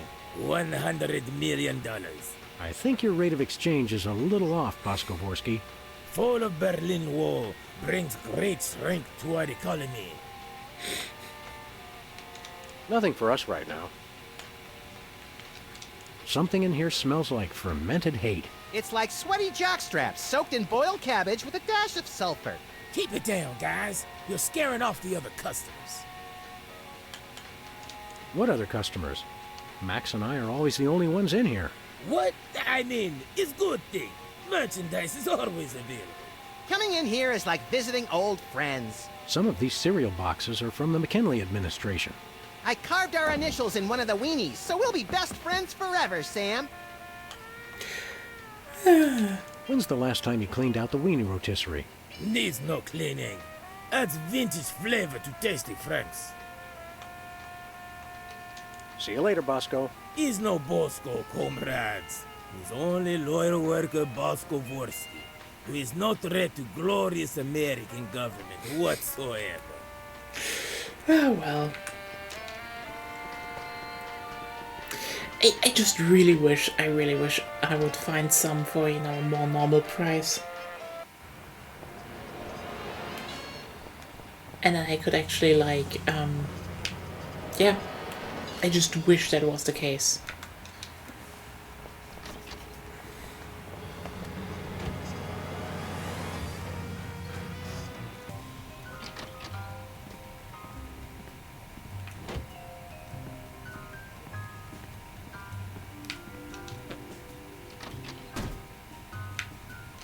It's our favorite shifty card cheat, Leonard Steak Charmer. How you doing, Leonard? Good,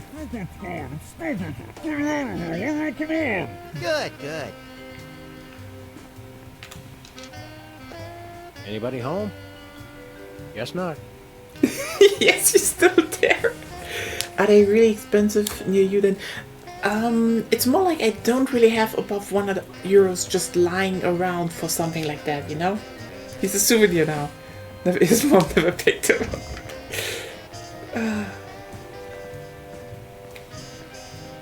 Anyway. Who are you calling, Sam? Mr. Pizza. 2 medium pineapple and asbestos pies, please. Oh, yeah? Well, same to you, jerk. What did he say? Thank you, and have a nice day. Who are you calling, Sam? The White House. White House, Agent Superball speaking. Hello, please hold. Roger that. Our phone bill is sure going to be expensive this month. It's okay, Max. I've been paying them out of your retirement fund. Hello? Is anyone there?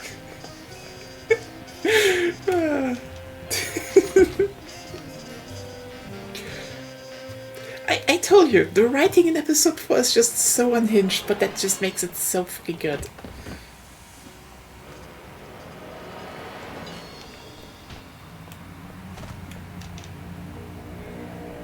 Where are we going, Sam? We're off to the White House. Oh, boy!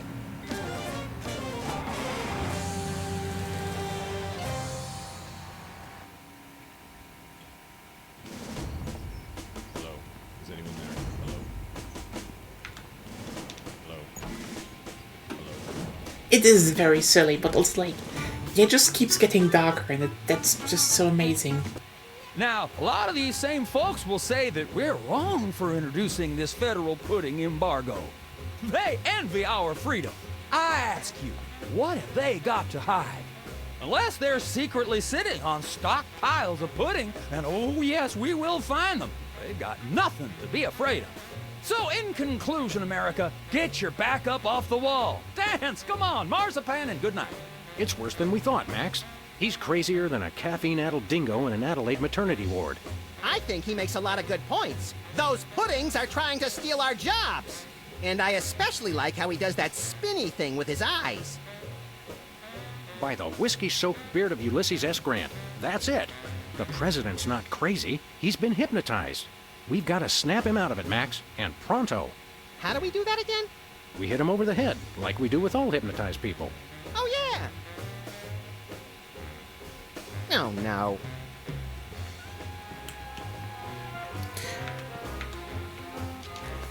Take a look at that. I love this country. This snow globe has a little Apollo 13 inside. What happens when you shake it? I'm afraid to find out.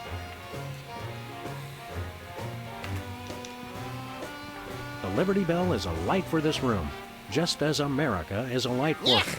Metaphor is such an ugly quality in furniture.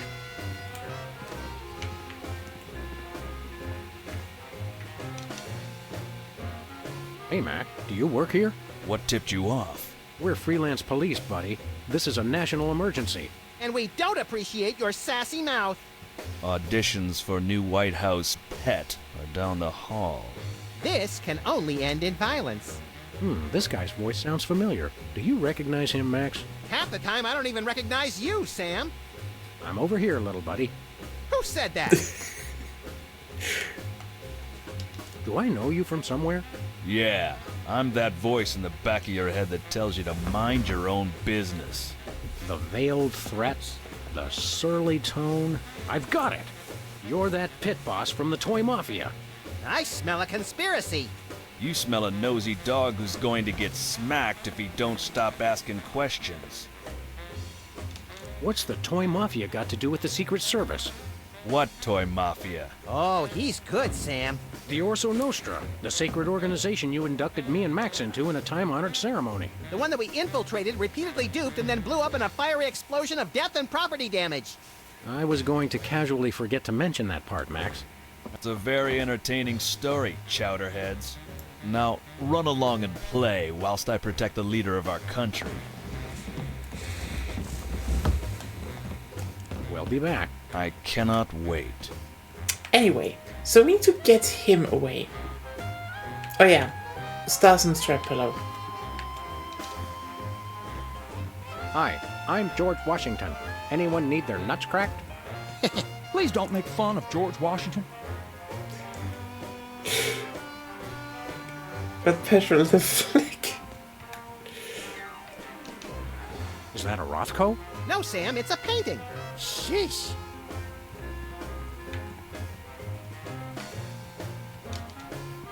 These plates commemorate the core values of freedom-loving peoples everywhere. Eating a lot and hitting things with sticks? Exactly. Looks like there are rats in the Oval Office. Sam, you've finally done it. A straight line so easy, even I won't touch it. This urn says Fluffy on it. Wasn't that Warren G. Harding's nickname?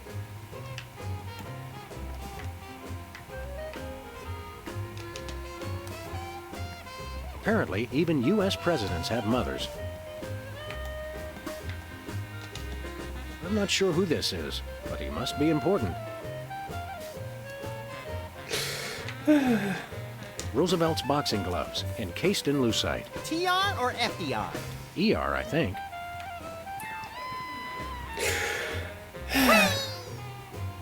Oh yeah, the war room.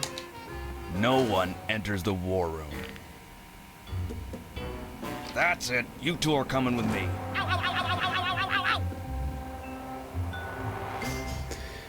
Wait, so Biden isn't some kind of eldritch entity? Now I have to get back to the president. He's not supposed to be alone. Excuse me. Oh, welcome, Governor Whizzer. The president has been waiting for you. Governor Whizzer? Hey, who better to run a state than a washed-up, urination-loving former child star? No one. Hello, this is the White House. Hello. Hello. Is anyone there? Hello. No, sir. I said soda abuse. It's a very important issue. Was I? No comprende, son. But I'm speaking English. Ah, are you two fellas the interpreters? It's about time. Darndest thing, we just had a couple imposters in here. Dead ringers for you two. Were they walking around examining everything and engaging everyone in pointless conversations? Those are the ones. Those accursed clones. When will their devilish mimicry end? Help me out with this here potentate, would you? Can't understand a dang word. But that doesn't make sense. I don't even have an accent. No momento, por favor. Impatient little guy, ain't he? Well, he's apparently governor now. What's new, Whizzer? That's Governor Whizzer, thank you very much. What are you the governor of? The 51st and greatest state, West Dakota. Don't you guys read the papers? Just the funnies. You mean the obituaries, Max. Potato, potato. We're a young state, but with our own rich traditions that make us a distinct tourist destination, apart from the North and South. How did you get into politics? I won the election. It was a very close race, but I totally won the popular vote. Was it a runoff election? You see what I did there? Runoff? 'Cause he's Whizzer? You're still the master of fourth-grade gutter humor, Max. What were your qualifications for office? I'm a television celebrity. Now there's a platform I can get behind. What brings you to the Oval Office? I'm I'm trying to build up nationwide support for the MRSAPP. Who's Mr. Sap? And why didn't you want me to know you were talking about him? I can spell, you know. It's the Mount Rushmore Soda Abuse Prevention Program. It's totally changed my life. I've been carbonation-free for over 4 weeks now. Tell us about the MRSAPP. Be brief. Started the Mount Rushmore Soda Abuse Prevention Program after I became governor to help people get flat like me. But if we can't get federal funding, people all over the Dakotas are going to get right back on the pop. I don't work 8 hours a day, 6 days a week just to throw my money away for some washed-up soda junkies with no sense of self-control. You don't have any money, Max. Oh, right. Never mind. Good luck with that, Wiz. Like, yeah. They just were the 4th episode where, like, let's just make fun of American politics. And it just kind of works.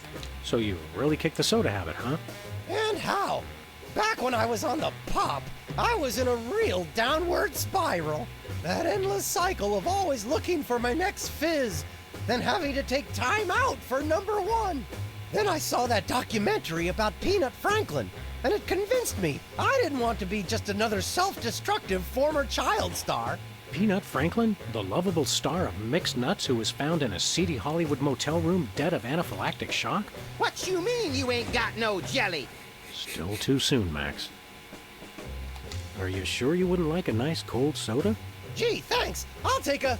Whoa, no! Stay strong, Wizard. You control the bubbles. The bubbles don't control you. Stop talking about soda, will ya? Stop talking about the crisp, clean taste or the effervescent fizz as it pours over ice into a frosty glass? All of it. I've been completely flat for over a month now. I can't go back to the way I used to be. I just can't.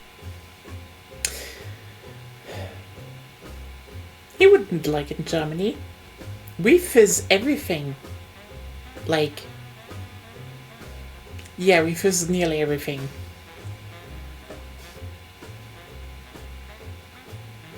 No. Damn it. Well? We're ready to interpret for you. Don't tell me. The Okay, president not needs the fizzy cream. interpreter. What did he say, Sam? I'm speaking English. I don't even have an accent. Can't understand a word. Probably would be, See you around, Wizard. I don't know if fizzy soy sauce would taste well, but... Stand back, son. There's the national budget.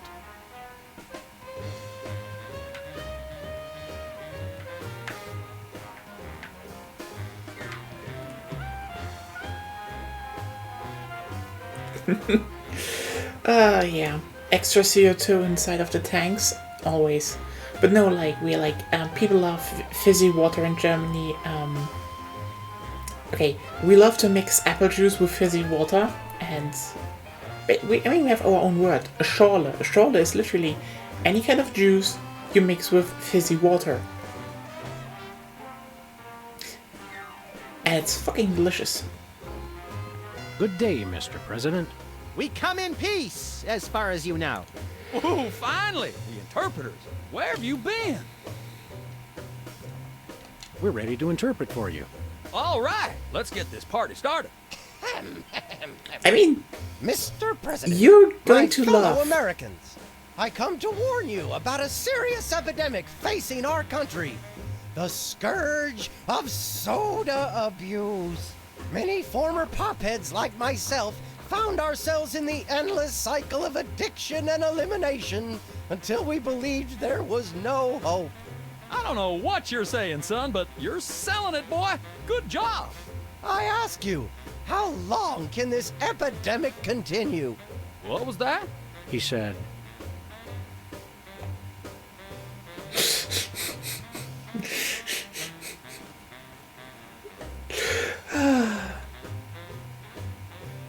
But you know, we have to sadly abuse good old wizards. what's a guy got to do to get a drink around here? Aha, I know what you need. An ice cold orange sugar fizz. I swear by him. No, that's not what I want at all. I must resist. But I am thirsty, and just one couldn't hurt. Frosty cold and so delicious. All the progress I've made. They were about to give me my 5-week pin. I almost feel bad about this. I don't have a conscience, Sam. What's your excuse?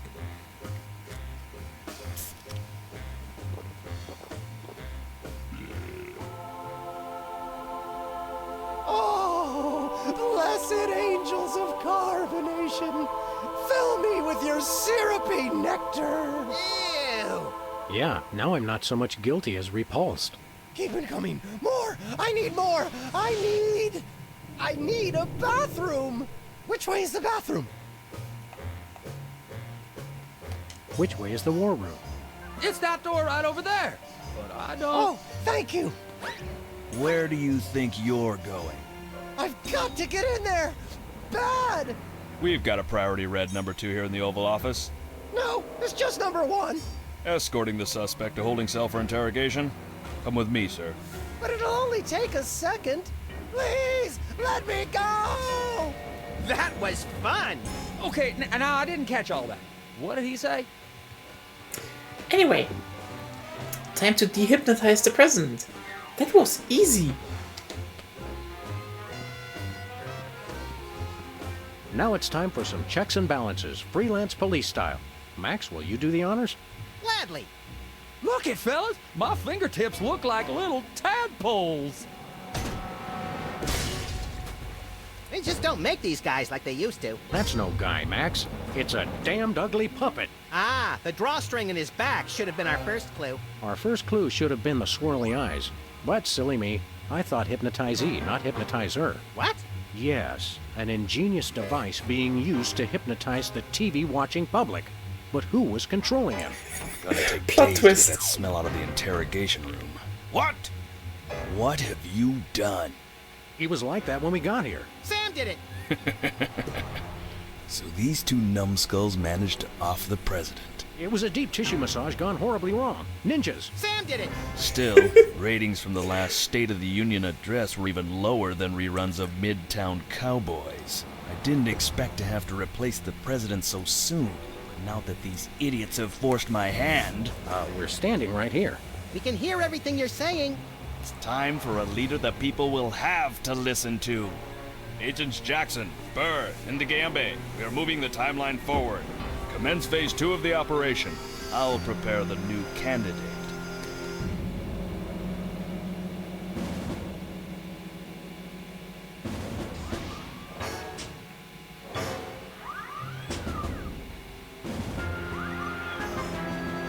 Not quite the reaction I would have expected from a Secret Service agent discovering 2 people over the decapitated body of the president. What do you think this fake body is made of? Can I keep it? No time for that now, Max. We've got to stop the...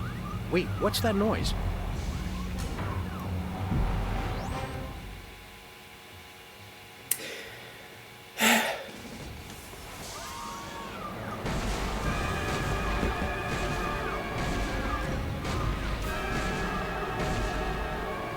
Blessed scuba diving Buddha on a banana boat with cocktail onions and a map to the stars' homes. Yeah! They've reanimated America's most beloved president. I always thought Taft was shorter. Not Taft, you deficient. My fellow Americans, I am Abraham Lincoln. As you know by now, your president was recently murdered by 2 mysterious interpreters. But turn not to fear and despair. I have returned to guide us through this troubled time. A vote for me is a vote for Abraham Lincoln. I'll get it! What's that? Uh-huh. Lincoln Memorial. Right. Hydraulic motors and robotic implants. Yes. Okay. I see. We're on it. Wrong number? That was the commissioner, Max. If this new Mecha Lincoln wins the emergency election, the nefarious forces controlling him will have unchecked power to destroy the entire free world. I hate when they do that. That's why one of us is going to have to run against him. You got to answer the phone. Okay, fair's fair. Max, we're going to make you the next president of the United States. Yes! Yep. That's the plot of this game. You have to run against giant Mecha Lincoln. Max is going to be president. There's no way this could possibly go wrong. Oh, what do you think? Would he abuse his powers?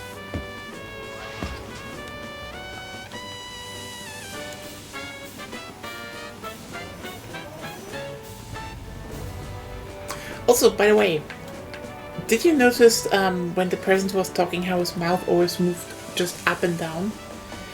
They deliberately animated him that he was always looking off. It's the severed head of the president. I yearn to hold it aloft and turn giant sea atrocities to stone. You're thinking of Medusa's head. Oh yeah, I always get those two heads confused.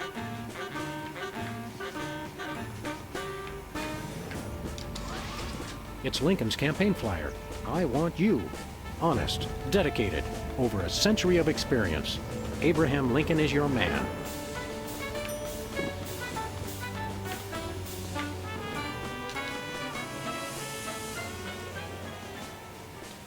Pretty nice place here. It'd be a shame if anything happened to it. What's that supposed to mean? Just that I'd hate for there to be an accident. How do you do that? Putting certain words in quotes when you talk. I've been practicing. Okay, let's go. Mr. Lincoln, as a candidate for office, my pal Max would like to engage in a thoughtful discussion of the key issues. Followed by a round of spiteful mudslinging. I see. Well, this is a bit irregular. As you're well aware, I'm the most beloved president in history. So I just assumed I'd be running unopposed. Oh no, you didn't! You ain't all that! I freed the slave.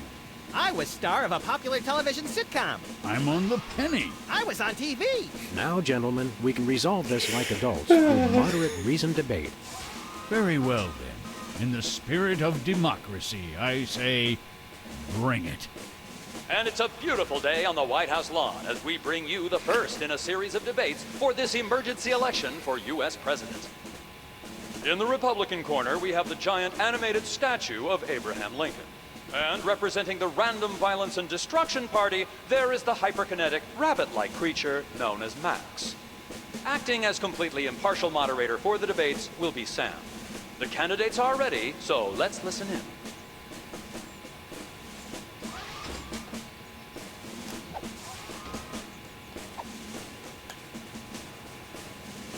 Contestants, it's time for our lightning round. Mr. Lincoln, I'm going to name some of the tough issues facing our country today. I'd like you to sum up your stand on those issues in a few concise words. Well, all right. I'm afraid this will have to be completely off the top of my head, as I have nothing prepared. How do you plan to solve the problem of toxic waste? I'm glad that I've been given one more life to give for my country. And Lincoln is once again using his trusted campaign slogan, which is pleasing the crowd, but having no effect on his poll ratings. Where do you stand on religion and schools? I'm glad that I've been given one more life to give for my country. Lincoln pulls out his trusted catchphrase for this election, which delights the crowd, but seems to have no effect on the polls. Greetings, miserable proles. This election reminds me of a droll story. It seems Chester A. Arthur and the Pope were kayaking down the Amazon one day. Suddenly, a tiny kangaroo fish swims up the Pope's and lodges itself in his. Arthur grabs the Pope's pliers and swelled up like a melon. And the Pope says, "Thanks. Last time that happened, McKinley wanted to." No, wait. I think I told it wrong. People of Earth, your day of reckoning is at hand. I'm a uniter, not a divider. I foresee an America under one rule, an iron-fisted rule. One rabbit, one law. Let your neighbors know that dissent will not be tolerated. All hail Max. I believe in the ideal of a global community, where America is but a small part. We must set aside our differences and work with our fellow nations, all united towards one goal. The complete and utter annihilation of the godless Belgians.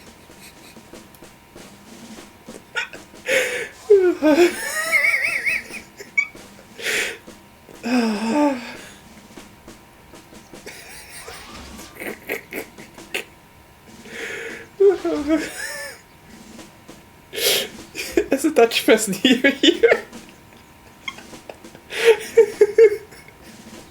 yeah, this episode went unhinged. I have a dream, America. It starts out where I'm in an all-nude production of Death of a Salesman on Ice, but I haven't studied and I can't remember my lines. Suddenly, it begins to rain marshmallows, but that's okay because trees are made of graham crackers and chocolate bars are the official currency. I believe that by working together, we can make that dream a reality. I want to see a return to the prosperity of the America we once knew. A chicken in every pot, and vice versa.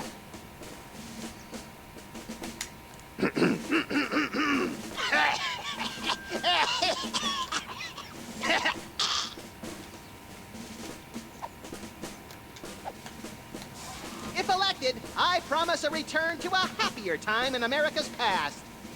The days when giant thunder lizards marched over the fern-covered marshes of the Midwest, preying on the upstart mammals. We have nothing to fear but fear itself. And the chupacabra, madre de Dios, he'll kill us all! How would you describe your tax plan? I'm glad that I've been given one more life to give for my country. And Lincoln dodges the question by pulling out his trusty campaign slogan, which pleases the crowd but has no effect on the polls. That's enough for now. Keep 'em coming. I'm ready for anything. Well, but anyway, we still have our organic listening device. You know, amazing consistency. Mr. Lincoln, would you like to say a few words to the audience? Thank you. This is a date that will be remembered for centuries to come. Today is the day we return America to greatness. I stand here at the steps of the White House, not above the people, but with the people. Only one man can lead the nation through this troubled time. I, Abraham Lincoln, am that man. The time to act is now. Thank you. I've heard better addresses from the 411 operator. What did you just say? Hey, Lincoln! Captain Ahab called. He wants his beard back. I'm gonna slap you silly, you little punk. Save it for the debate, Max. Well, did the game just stutter? Damn. Where are we going, Sam? Back to the office. Shotgun!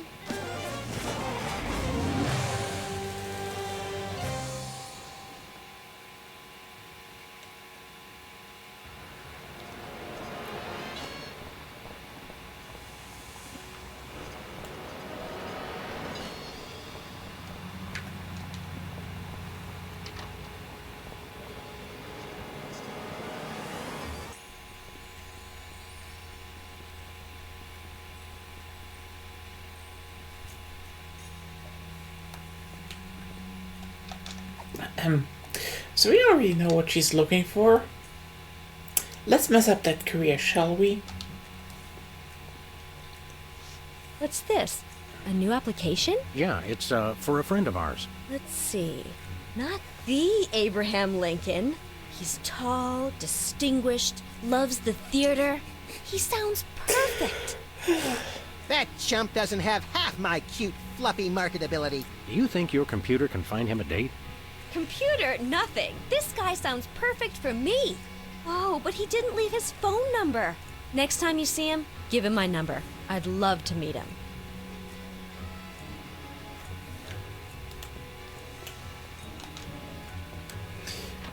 Loves the theater. Yeah, I know. I told you, it's becoming more and more dark with each episode.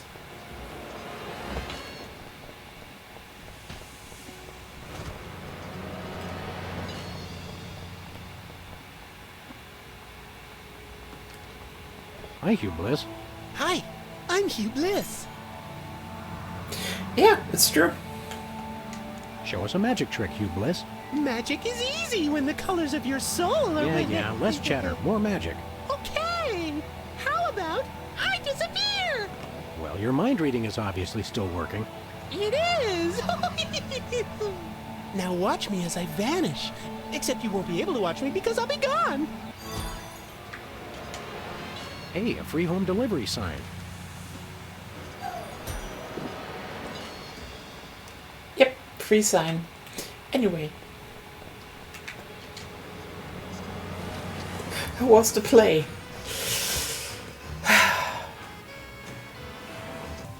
Went in one head, went out the other head.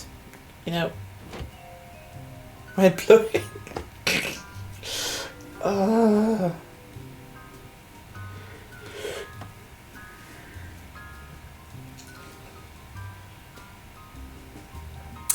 Anyway, considering we've been acting like absolute psychopaths this whole time.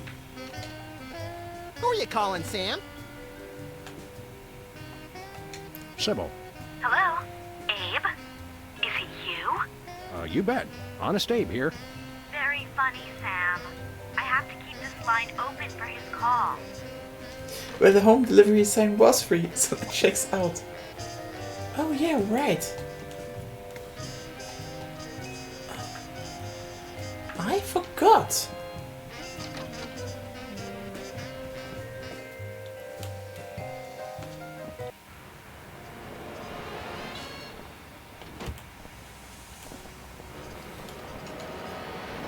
Where are we going, Sam? We're off to the White House. Oh boy!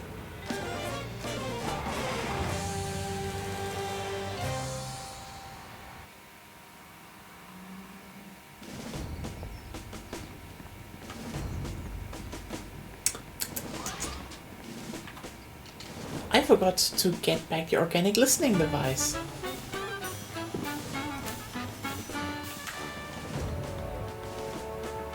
But yeah, the organic listening device, aka the bug, Back to the office. just keeps being a thing, and I love that. So that, because yeah, it's small packages, so you can actually play through them very easily, but they're coherent, and that's just great. Again, when people like, I think people just have a problem getting into adventure games, and these are perfect.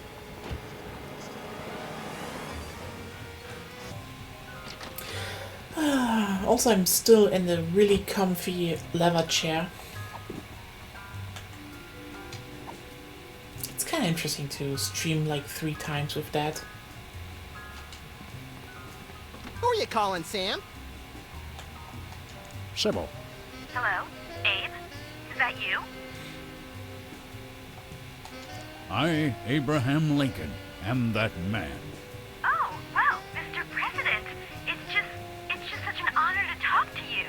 I saw your application, and I was wondering, would you like to go out sometime? This is a date that will be remembered for centuries to come. Oh my, you are a charmer, aren't you? Well then, Mr. Rail Splitter, where would you like to meet? I stand here at the steps of the White House. At the White House. Got it. What time should I meet you? The time to act is now. Oh, I love that decisiveness. I'll rush right over. I'm gonna slap you silly, you little punk. What? I didn't catch that last part.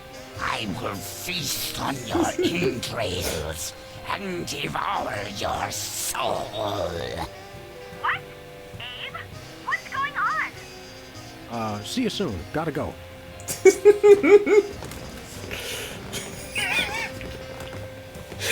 Yes, I told you episode 4 was amazing. So, to sum up, family values are the bedrock of this nation.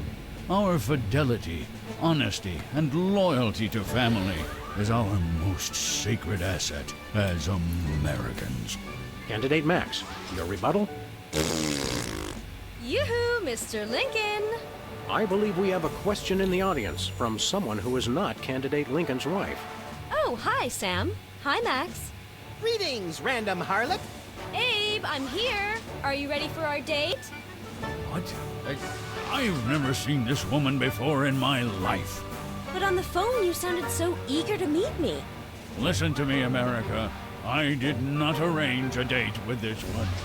Oh, so she's good enough to fool around with, but not to date? Mr. Lincoln, I can't believe you're doing this to me.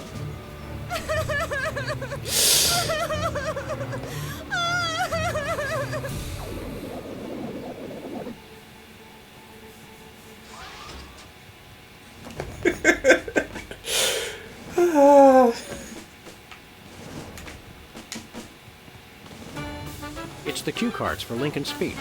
I'm glad that I've been given one more life to give for my country.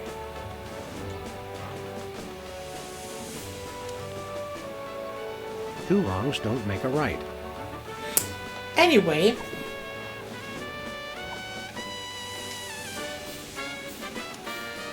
Give me all you got.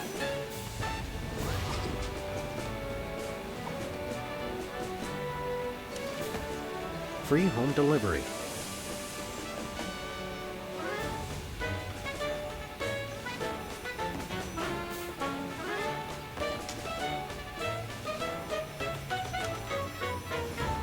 Give me all you got. Anyway, so yeah, we're just kind of, I don't know how to call it. It's time for another in this ongoing series of debates between Abraham Lincoln and Max. We turn you over to our impartial moderator, Sam.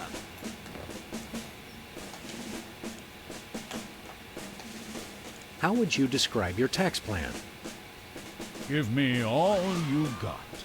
And candidate Lincoln has proposed one shocker of an economic strategy, which even Democrats are calling a trifle excessive. That had to have hurt him in the polls.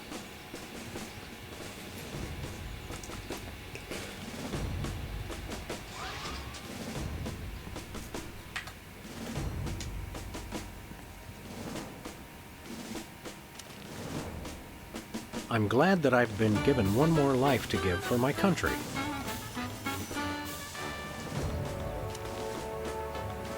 Two wrongs don't make a right.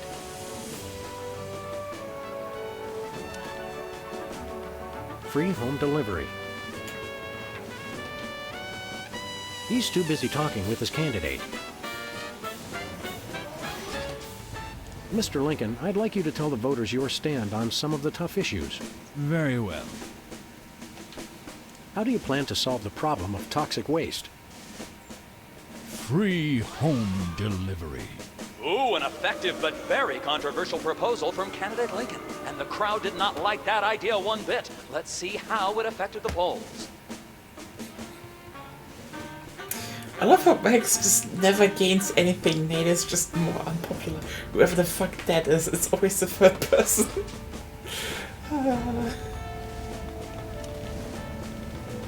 Give me all you got.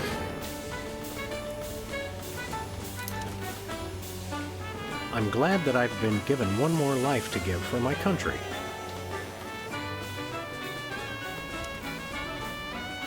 Two wrongs don't make a right.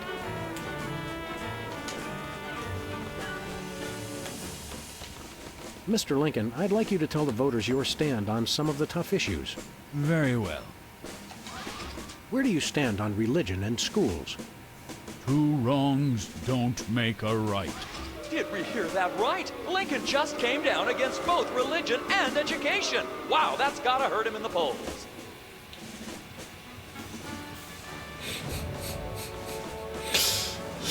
The results from the emergency election are coming in. And it appears that former sitcom star Max has been elected President of the United States.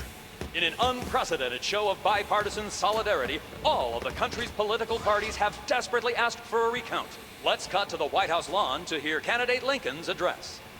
You've got to be f***ing me, you idiots. He took the news much better than expected. Democracy? I will make you all my nutting slaves. Max, that robotic Abe Lincoln will enslave the entire East Coast if we don't stop him. Who cares? I'm the president of the U.S. Let's go bomb someone into oblivion. Not just anyone, Max. Abe Lincoln must die. Hey, that's the name of the episode. Anyway. Yeah, this is all very normal. Probably Ralph Nader, an American politician. Yeah, he lost to a fucking rabbit thing.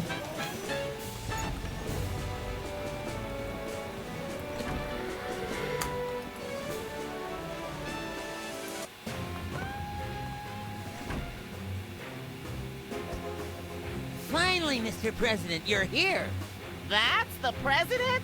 People will vote for anyone these days. Obviously. What's that supposed to mean? It means... Never mind. Look, Max, all the soda poppers are here.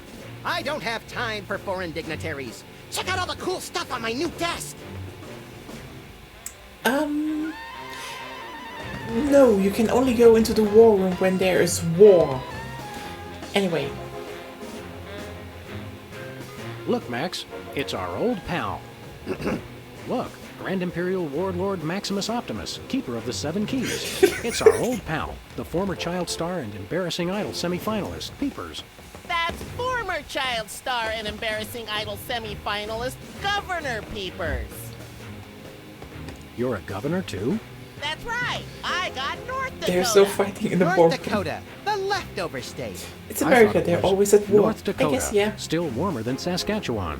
Hey, be nice. We've got a rich and varied history. North Dakota. Hope you like snow.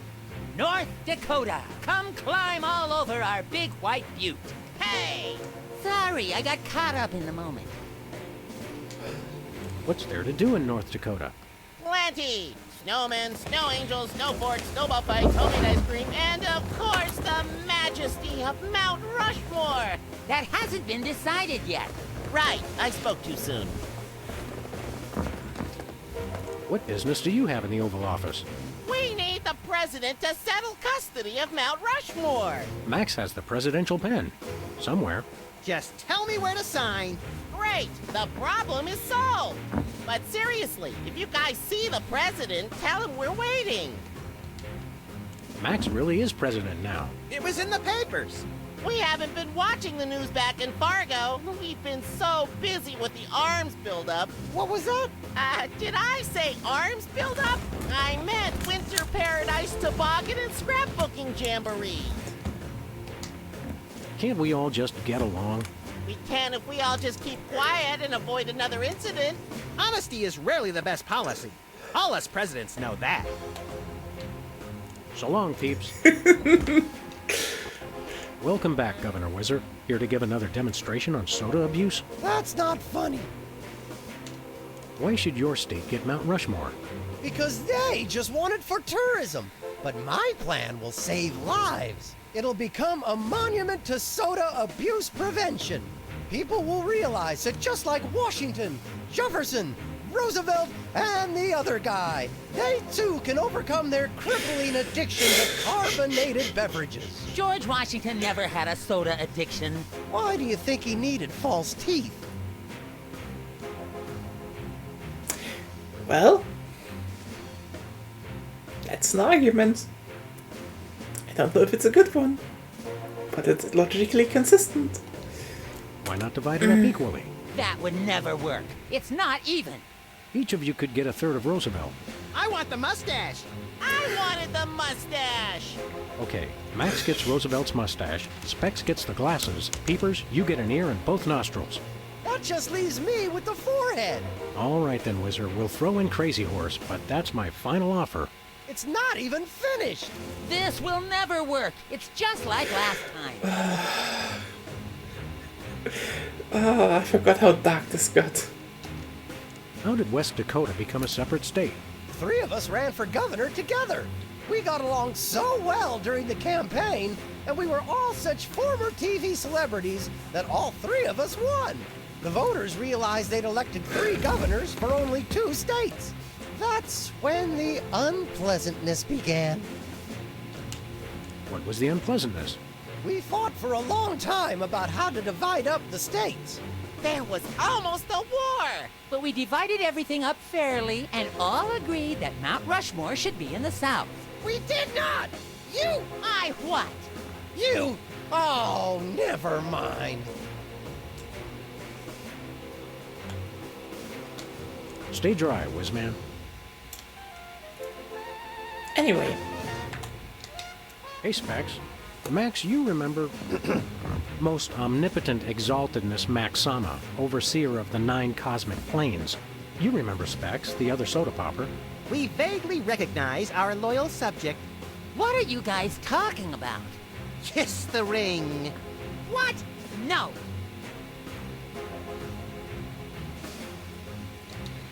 What business do you have with the president? We're here to get federal resolution on a dispute. It wouldn't be a dispute if you... If I what? Nothing. Awkward. Sing your theme song for us. No, I don't sing that anymore. I want to be respected as more than just a beloved TV celebrity. If it makes you feel better, you were never really that beloved. Sam and I always watched your show with detached irony. Later, Specs. Anyway. Hey, look, Max. It's the presidential discretionary budget. You have $100 million to allocate however you want. What a delightfully random and convenient figure.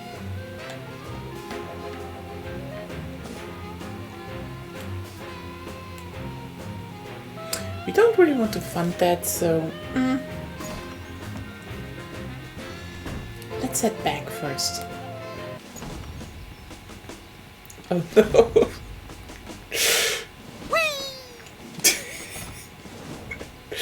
Remember Where we going, Sam? Back to the office. Shotgun!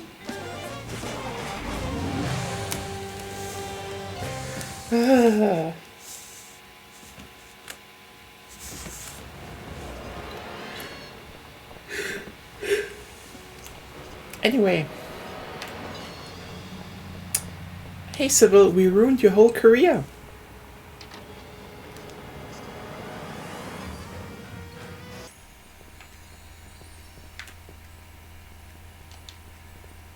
Hiya, Sybil.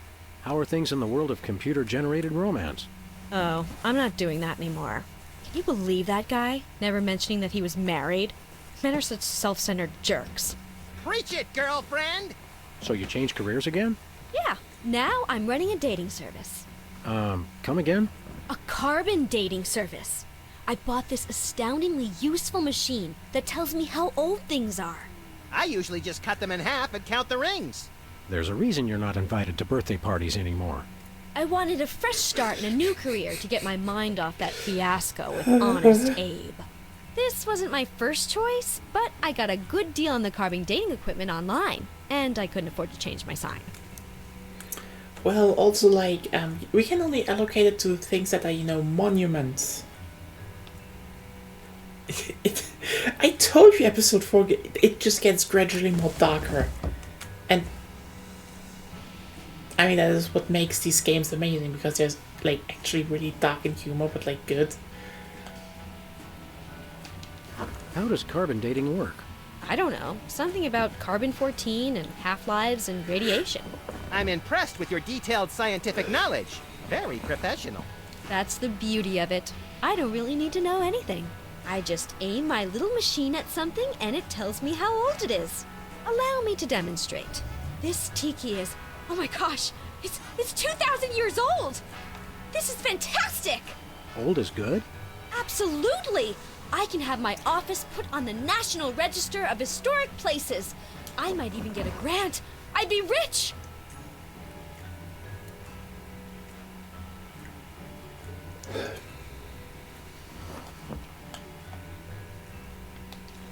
You're having financial problems? I'm afraid so. After my public humiliation with Lincoln, all the applicants for my dating service demanded their money back. Not to mention all the money tied up in pending litigation with the clients who watched Max's dating video. I stated very clearly up front that viewer discretion was advised. Believe me, I would love to just close up shop for a while and take a vacation. Forget about Honest Abe and all the lawsuits. It was a wardrobe malfunction! But unless I get a major windfall, I have to hope the carbon dating business takes off. See you around, Sybil. I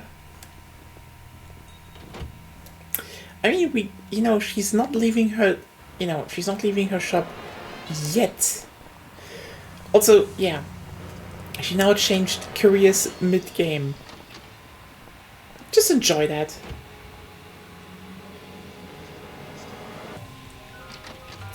But Claire, you're definitely in the right mindset now.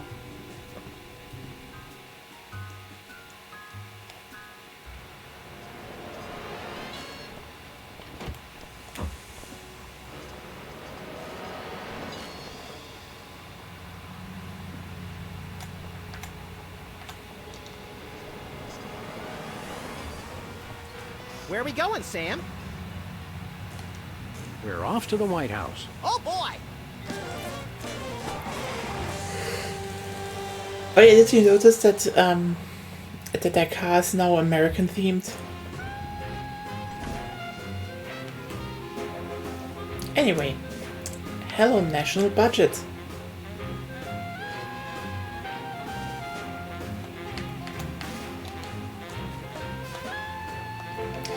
Now she has at least some money.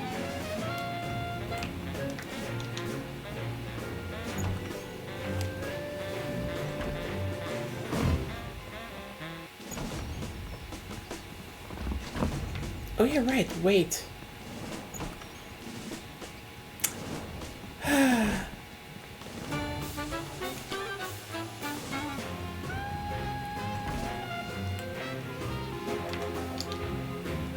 It's the Secretary of Presidential Whimsy ribbon.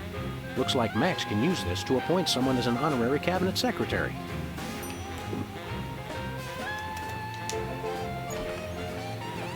Some or 100 milliliter. She deserves it, okay?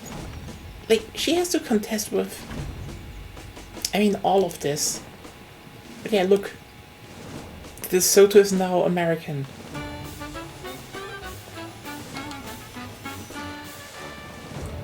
Where are we going, Sam? Back to the office. Shotgun!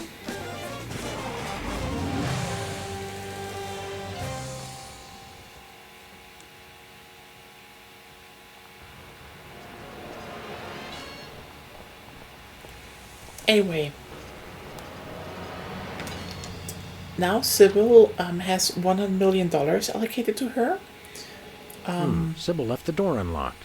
She's probably living it up on some tropical island on the taxpayer's dime. I bet she's getting abducted in some sleazy nightclub, forced to do unspeakable things for a power-mad despot, before narrowly escaping his volcano-top lair with only one of her kidneys left. Don't be such a pessimist, Max. Sorry, Sam. It's just no fair. We're stuck here working, and she gets to have all the fun. Anyway, there's Sybil's carbon dating machine.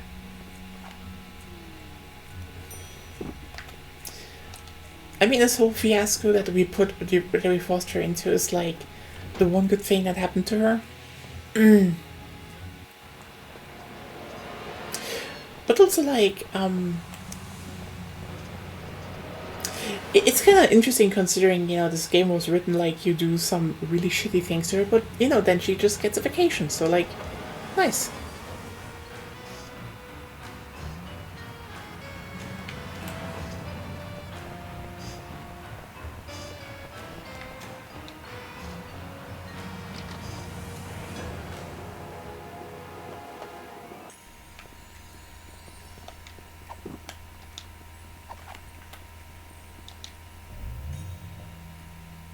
Sybil must have read her machine wrong. It says this tiki is only 10 years old. I thought that price tag on the bottom looked suspicious. Odd. Max, have you been dieting? I don't want to know how old that is.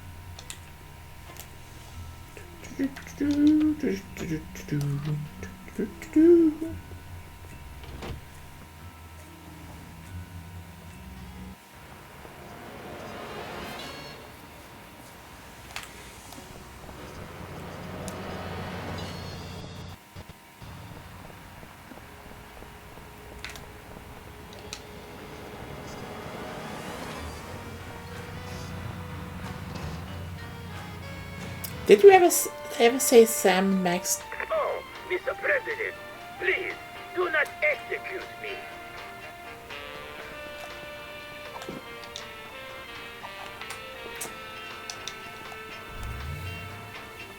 Well, Bosco, by my readings, these weenies date from the early Cretaceous period. It's a special bargain for you. Still tasty. Handfuls today only. You don't understand. Your store is now a National Historic Place. These weenies are valuable artifacts. Really? I mean, of course. And preserve the heritage of my people. Just how valuable are we talking about here? We'll get back to you on that.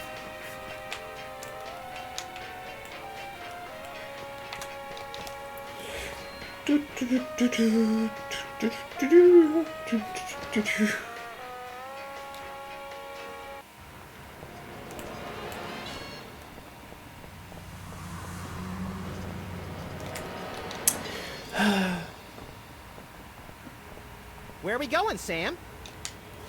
We're off to the White House. Oh, boy!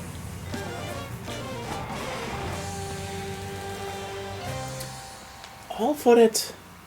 The weenies that I forgot.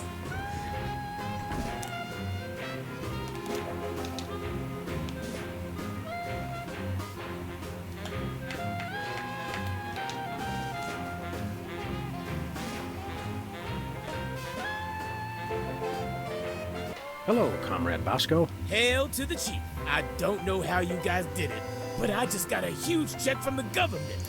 You earned it, Bosco. It's not easy to perfectly preserve weenies that predate the discovery of fire. Not to mention the teeming microcosm growing in the bathroom. We're considering making it a national wildlife preserve. Now I can finally finish my satellite defense system. So, we can have the truth serum? Sure. Let me dig it up from the labs. This is a bottle of vodka. But it works. Trust me. Trust me. Get a couple of shots of that in somebody, and they'll tell you all their secrets. Thanks, Bosco.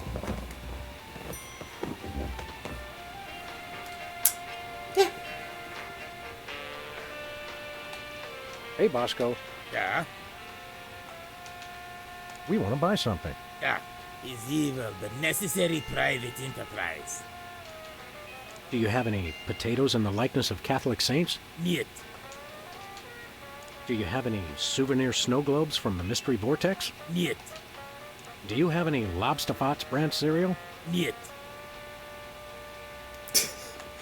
It's probably some pretty good vodka. Right now. Das Vidanya, Comrade Boskovorsky. We'll catch you on flip side, comrades dog and rabbits. So yeah.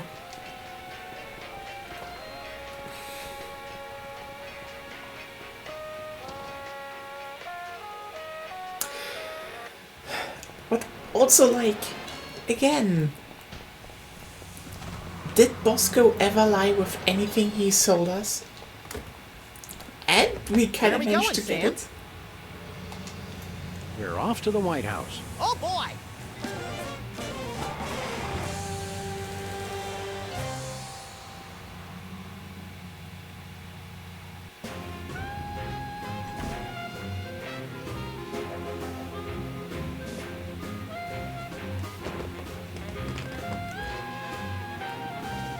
Anyway.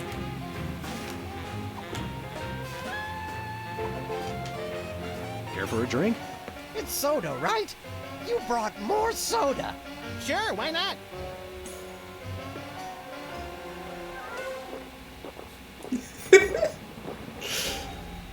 Wow! That's got more kick than the other ones. Thanks, Sam and Max. You guys are my best friends. Now, can we get back to the deliberation? What's the point? You still think Peeper's idea is stupid. Stupid? You never told me you thought my idea was stupid. He said your idea of adding Herbert Hoover hugging the four other presidents was the stupidest thing he'd ever heard. Well, it is. Hoover wasn't even a president, which means he certainly wasn't the most loving of all the presidents. Well, at least I didn't suggest putting a parking garage in George Washington's forehead. Like some four-eyed freaks I know. You little... You big... Of course you lies. This means war! War! War!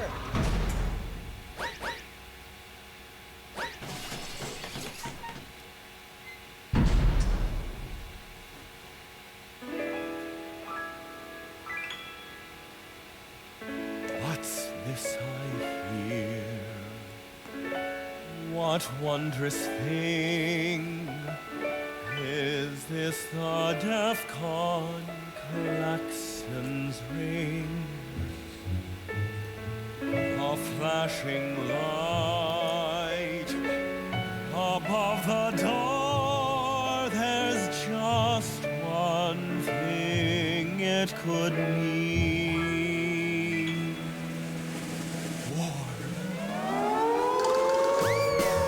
Oh, what is it good for? What is it good It's for? Good for you. Good for you. It's good for me. Oh, war. What is it good for? What is it good for? It strengthens the economy. It shows the world that we've got stones and carriers with fighters wrong. War.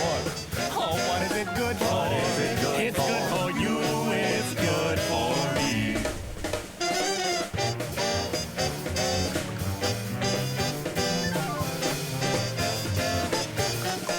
It's the Cast Me Out.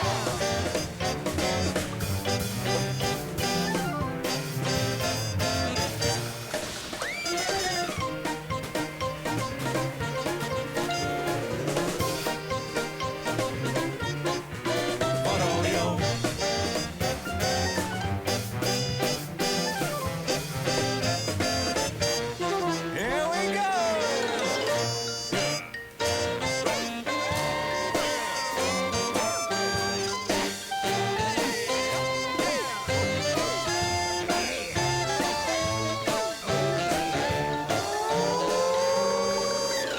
War. Oh, what is it good for? What is it good it's for? Good for you. It's good for me. Oh, war. Oh, what is it good for? Oh, it strengthens the economy. All lengthy battles and incumbents dream, because it can't change horses in midstream. For bombs and guns and so much more, we celebrate the joys of war, war, war. For bombs and guns, and so much more, we celebrate the joys of war. Well, Let's not do that again. Yep.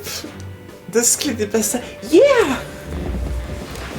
And remember, that episode was free. And for some reason people still didn't play it.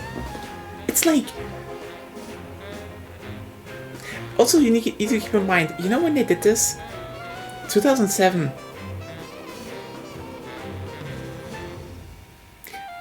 Yeah, Telltale was cooking before everyone.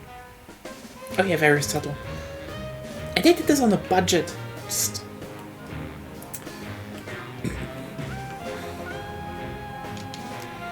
Stand aside, pal. The president needs to get into the war room. I'm afraid that's not allowed, sir. Perhaps you didn't hear our advisor. We would like to see our war room. No can do, sir. Orders. Yeah, it's very clearly Bush. Why won't you let us into the war room again? Just following orders, sir. I can't let anyone into the room. No exceptions. We'll be back. Roger that. Anyway, so we need to get into the room.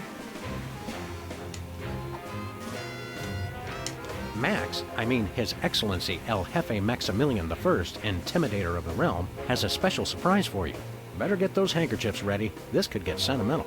Agent Superball, we have decided to reward you for your excellent service to your country, for your unwavering commitment to preventing us from being where we most desperately needed to be, for your unerring devotion to being a constant hindrance in our task. For all these things and more, we now dub thee Superball. What should we pick?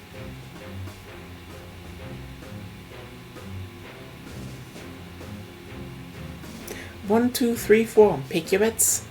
Pick your bets.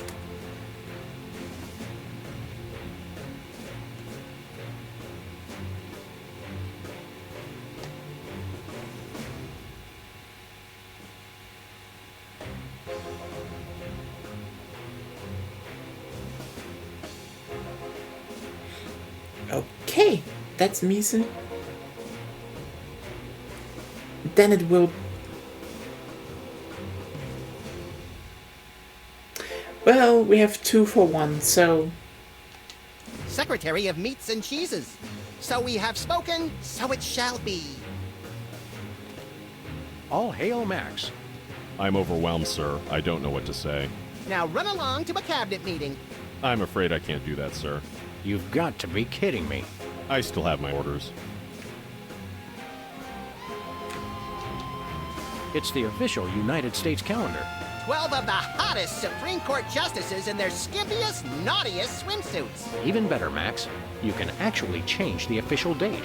Oh boy! Anyway.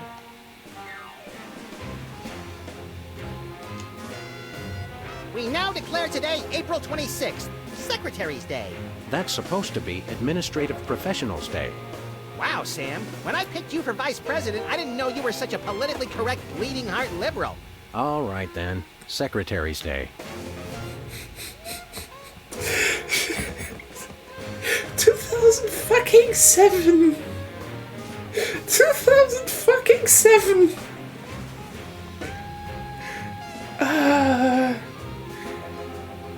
Good lord, this game was over half a decade before its time. Yes, I know. Yes, I know. I'm not a secretary, sir. That was fun! Wait. Max, I mean His Excellency El Jefe Maximilian I, Intimidator of the Realm, has a special surprise for you. Better get those handkerchiefs ready. This could get sentimental. Agent Superball, we have decided to reward you for your excellent service to your country, for your unwavering commitment to preventing us from being where we most desperately needed to be, for your unerring devotion to being a constant hindrance in our task, for all the... I guess we can...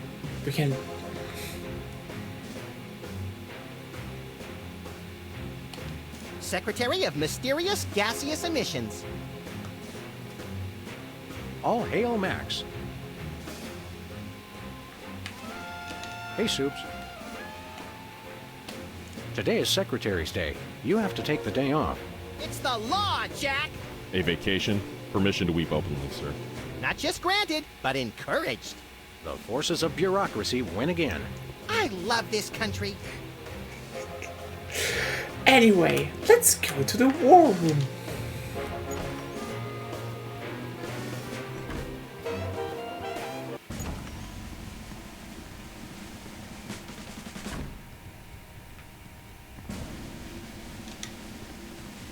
These must be for the Joint Chiefs and other quasi-important hoo-has. Nice screensaver.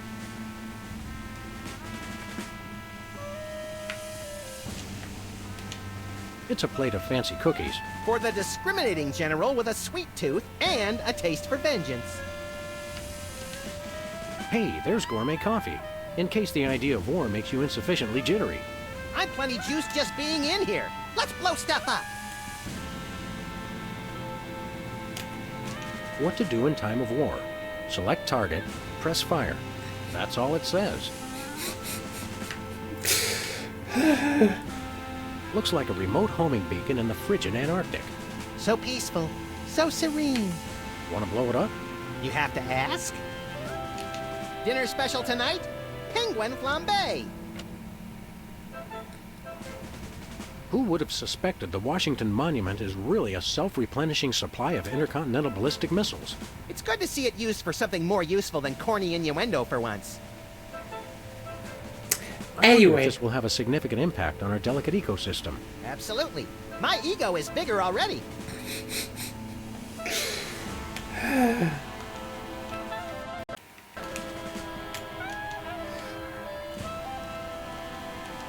Apparently, once we've shot them, there's no longer a homing beacon for the missiles to lock onto.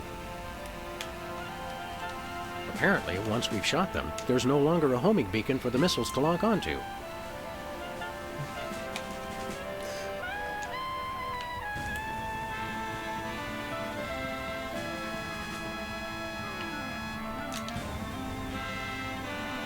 Look, Max, and the White House garden pond. It's Jimmy Two Teeth. We often allow lobbyists to use the pool, Sam.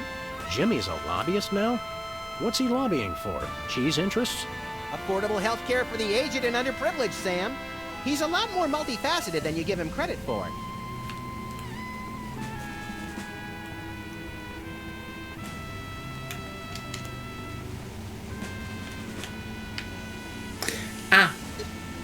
The homing beacon to the Kremlin doesn't seem to be working.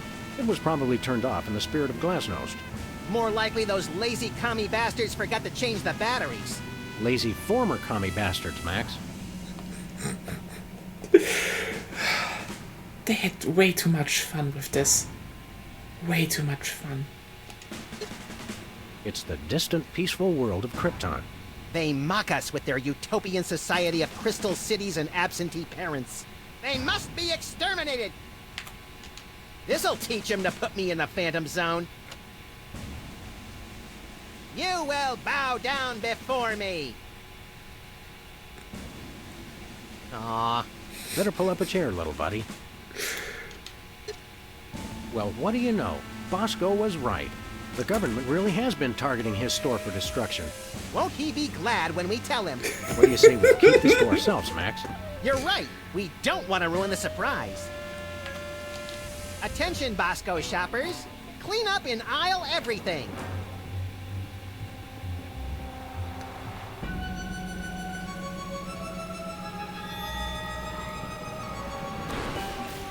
Would you look at that? Bosco's satellite defense system actually works. Well played, Bosco. You're safe. But for how long?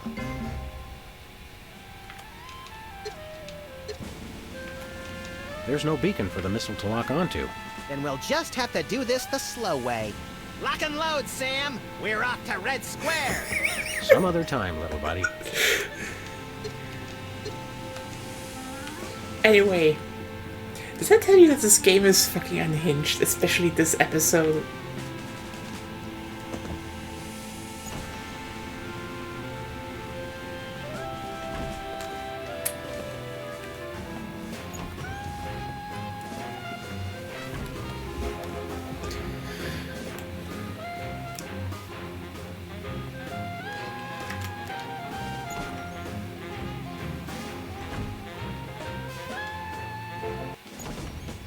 But yeah, it's like Bosco said, they're targeting him. And he has a missile defense system.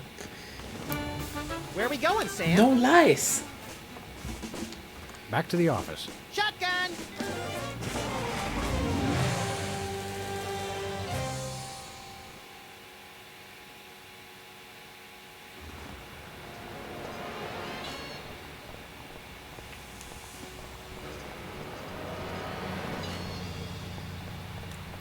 But yeah, after you used, a gun to solve many problems, it's kind of obvious that the fourth episode just... Look, stuck to the camera. That must be the homing beacon for the intercontinental ballistic missiles aimed at Bosco's store. What was that? He said, that must be the best price on baby wipes I've ever seen.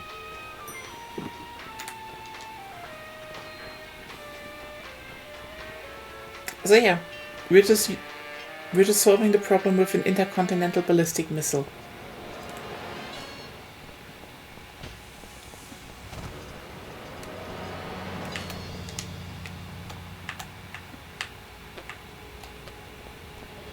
Where are we going, Sam? After that rampaging Lincoln. Yes!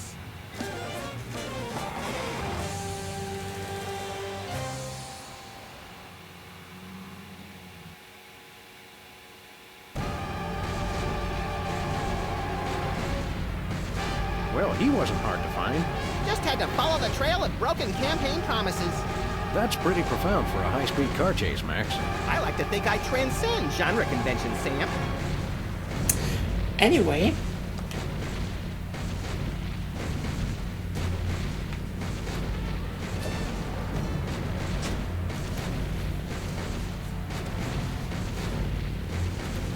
Nice toss, Max. We'd better act fast before he manages to knock off the beacon. Or choose his own back off to escape.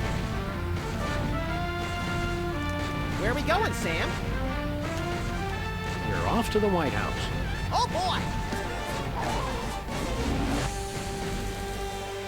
I mean, that's one thing where you can say they really, I mean, they made this series on a budget. Like, it made them enough money to, you know, do stuff like The Walking Dead, for example. Which was still a budget game. But yeah, it allowed them that. And this is like, that's what they call us when I drive to. Ah, yes. Grand Theft Netherlands.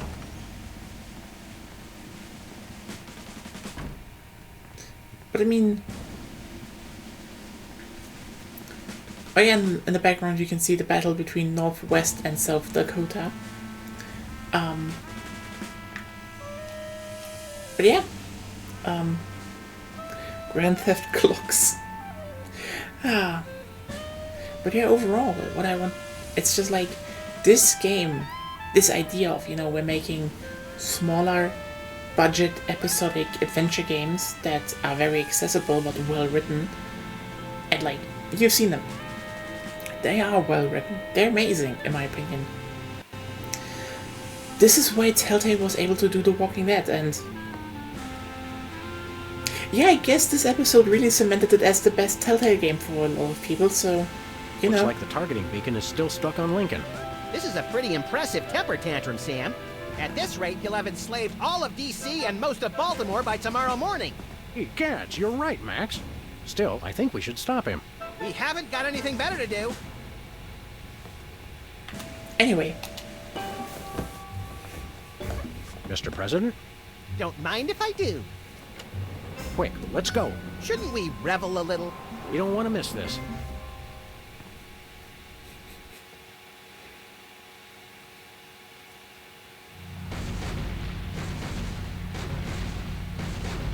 Will all do my bidding. I am the most powerful presidential monument ever created!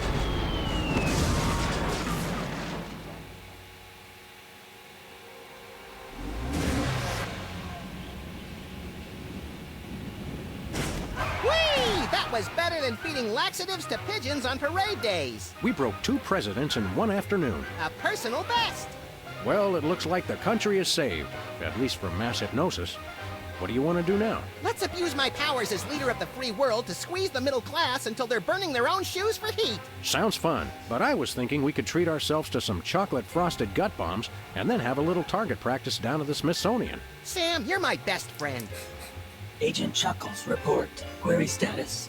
Lincoln Gambit, 4-7. Query not acknowledged and acceptable timeout parameters. Error. Error. Error. Error. Error.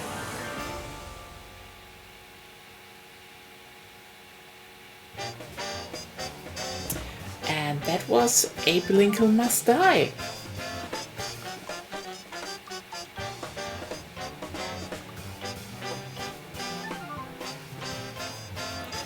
Well, what a lovely end to this stream today. We just bombed Abraham Lincoln with an intercontinental ballistic missile. That's a normal thing to do. Yes, he is.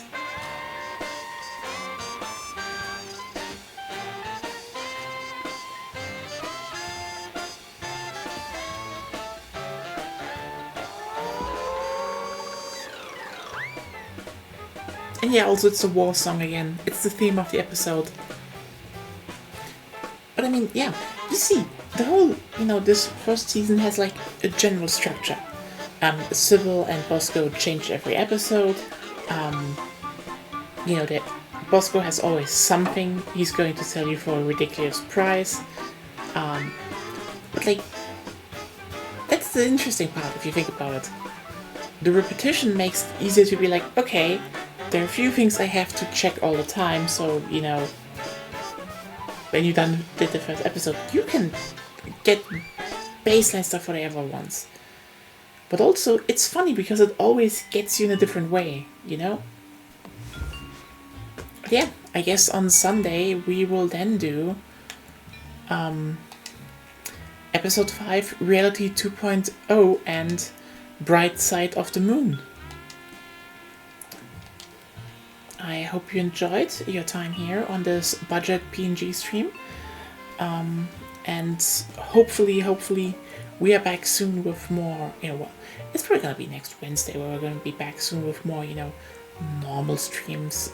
We're gonna do more Baldur's Gate 3. We're actually finally in Act 3. So we're actually done with that even. I really need to get that Wii U because I definitely want to play Monster Hunter 3 Ultimate.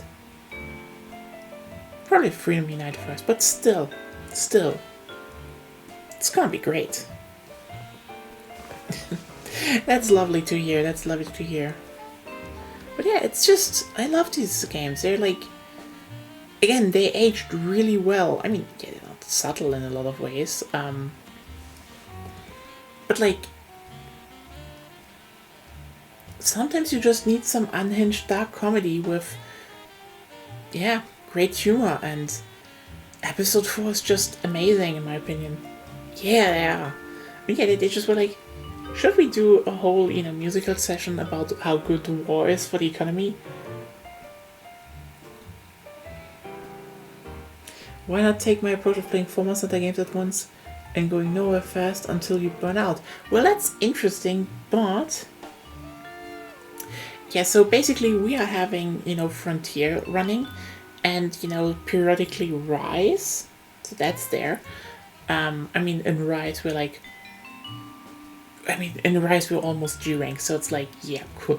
Then we're done. It's not a lot that's left. And in Frontier now, so Agonia actually is doing my missions and already hit G rank, so I think she definitely unlocks her damage cap, so getting after is easier. But still, I think there's still very distinct. I think if after Baldur's Gate we're done, you know, it's Freedom Unite and then Free Ultimate and such. Yeah, that could work as, like, you know, becoming a partial Monster Hunter streamer. But there's still some stuff to think about what could be next for Survival Horror Sunday. So we could do some more remakes. This goes by Tokyo, but also there is a new indie game and it's lesbian and it's interesting, and I don't really think a lot of people have talked about it. Some like, oh yeah, the greatsword is amazing. In which game? Freedom Unite? Did you try, did you learn the true, you know, did you learn the crit draw? The crit draw is great. Especially when you can just control a whole monster in it. Yeah, that is a lesbian indie game that is kinda horny. And we stumbled upon a video about it a while ago and it looked very interesting, and so there is interesting stuff coming. But yeah, 3 Ultimate is on the plan, but I do need to get some financing on that first, because else I will not be able to get the second Wii U. But that will probably be my Switch X playthrough if we get through to that. Just need to get the financing somehow on my monetary needs. But yeah, we'll see. And I will keep you updated on at the end of February again about the Minecraft server. There's still a lot of stuff going on there. So yeah. Have a wonderful weekend ahead of you, everyone. And see you all on Sunday for the last... Well, I mean, this would also not be directly survival horror, what I would do there, but I'm like... I think a lesbian indie game could deserve a Sunday spot. But yeah, have a wonderful weekend ahead of you, and see you for the last 2 episodes on Sunday, and yeah, have a wonderful night. Goodbye.